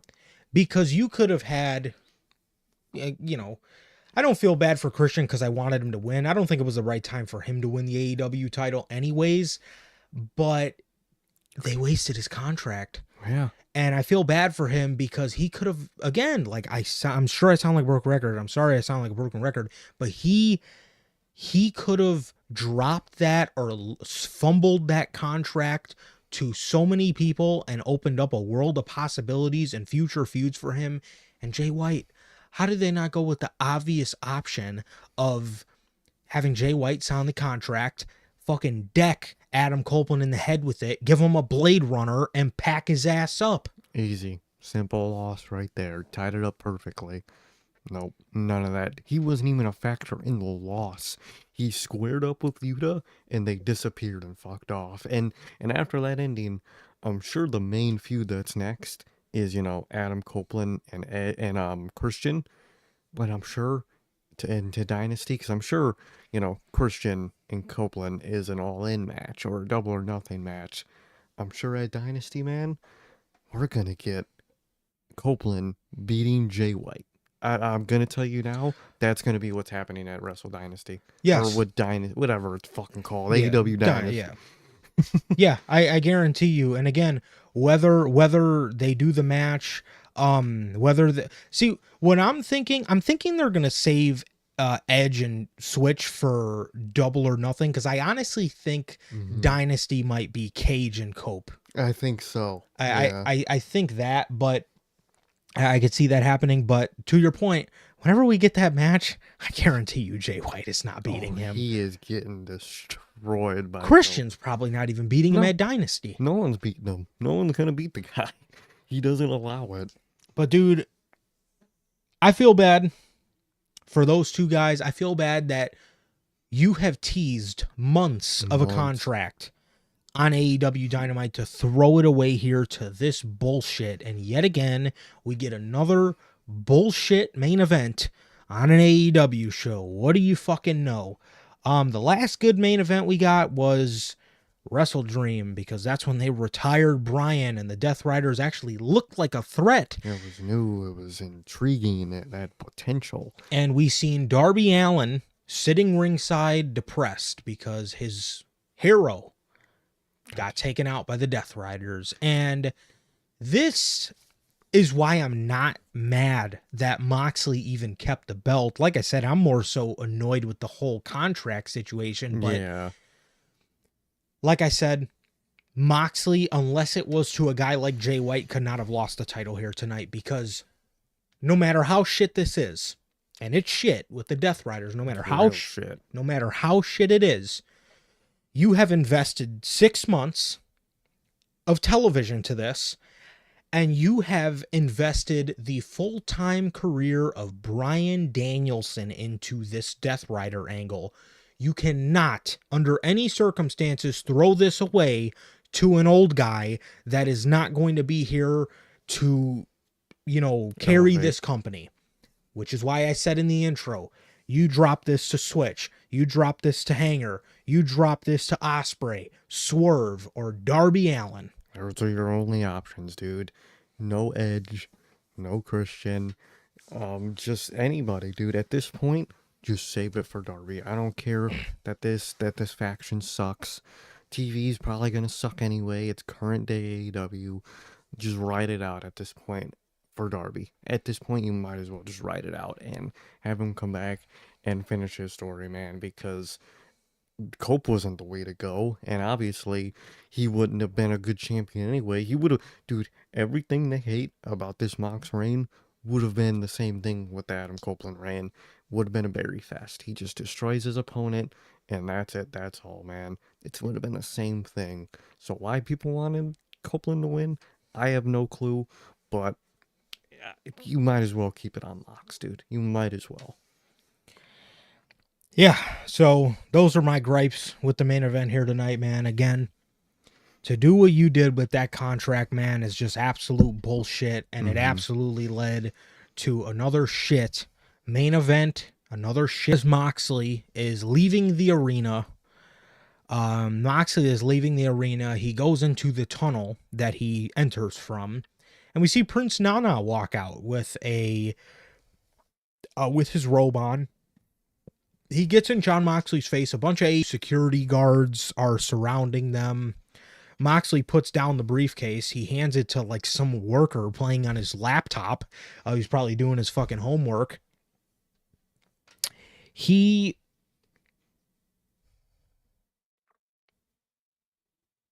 Oh. Okay. First time in a while. Yeah, no kidding. Okay. Okay. Sorry, I thought we were about to have a connection hiccup there. So he hands it to some schmuck playing on his laptop in the tunnel, some arena worker. He walks back up to Prince Nana, and we get a camera shot. We get a camera shot here, and Swerve is perched up top like Batman, looking down on Gotham. And he hits a swerve stomp to this crowd full of people with Jon Moxley and all the security guards. And we celebrate the end of the night with Swerve Strickland taking out, we end this with Swerve Strickland taking out the field of security guards and Jon Moxley, man. And that was how the show went off. And,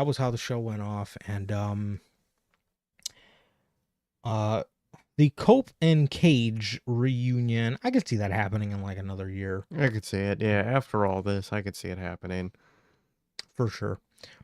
I know we're getting it at some point. Yeah. But how are you doing, Nathaniel? And look, man, we can agree to disagree. Most definitely, man. We're all here for discussion anyway, so that's all right. Yeah, that's exactly. All right, man. But yeah. So the crowd, I guess, somewhat ended happy. And they got to go home happy with Swerve taking out Jon Moxley, man. But this was pretty much your Revolution show. Banger fucking show. This was an amazing card that we had here tonight. And I like what they did. I like what they did a lot. Again, minus the main event. I thought it was very boring. Honestly, again, don't mind Moxley keeping the championship, bro, because I didn't want it on Copeland or Christian anyways. No. More so just mad about them running through the contract. That was an absolute shit way of ending that contract run, man. Christian has not been able to see the light of day ever since Adam Copeland joined this company. Literally. Back to the selfishness, man.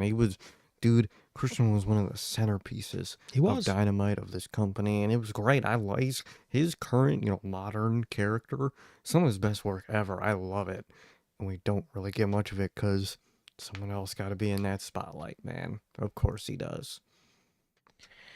And that was everything we have here today for your Revolution 2025 review.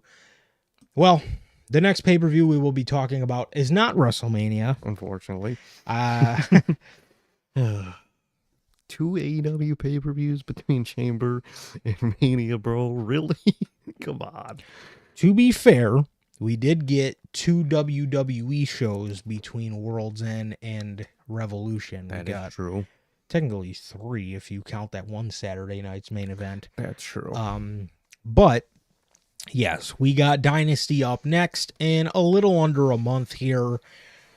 And we will be live for that. We will be Definitely. live for that, which hopefully should be a good show, man. But tonight, this was a banger card. I loved everything they had going on here. I love everything they had going on here, man. Minus the main event. I thought the show was very good, and I thought the way Tony Khan put this card together was actually very good. There wasn't a double stretch of bad matches. No, there actually wasn't. Yeah, 9 times out of 10, when you got something bad, it was 9 times out of 10 when you got something bad, you know, something bad did not follow that. It was usually something really good that followed that as well, man. So Most definitely. yeah, Logan asked, did Battle of the Belts die with Rampage? I think so. I think it did, to be honest, because they were like, what, at Battle of the Belts fucking 17 by the time they were at, Rampage ended, so I hope so. Yeah, Battle of the Belts. I mean, that was a name that Tony Khan for sure thought of when he was like 8 years old. Battle of the Belts. Yeah, that's exactly what happened. That's exactly how that happened. But it was a great show. So hats off to AEW. They always put on a banger pay-per-view. And actually AEW was, had the fortune of going into a lot of these matches with a decent story behind some of their best shit on the show tonight. So Most definitely, man. yeah, so I can appreciate that. And yeah, that is going to do it for this edition of NHP. That is going to do it for another edition of your AEW post-show pay-per-view review here, as we will be on here in less than 24 hours with NHP Unscripted. So hope you guys enjoy the last Monday Night Raw in the States for the next 3 weeks. And yeah, that is going to do it, everybody. Thank you guys so very much for joining us here today. Thank you guys to everybody that popped out, man. Logan, Nathaniel, Gotti, Hitter Rainmaker. Thank you guys so very much for joining us here today on this edition of your Revolution 2025 review. And we'll see you next year for Revolution. And we will see you in a little under a month with the AEW post shows for Dynasty. But with all that being said, it has been a pleasure, as always, for my Johnny. And I, Sir K. And that is going to do it for this edition of NHP, another edition of your Revolution AEW post shows. Thank you guys so very much. Please hit that like button, subscribe, and we will see you guys, like I said, in less than 24 hours with NHP Unscripted. Peace.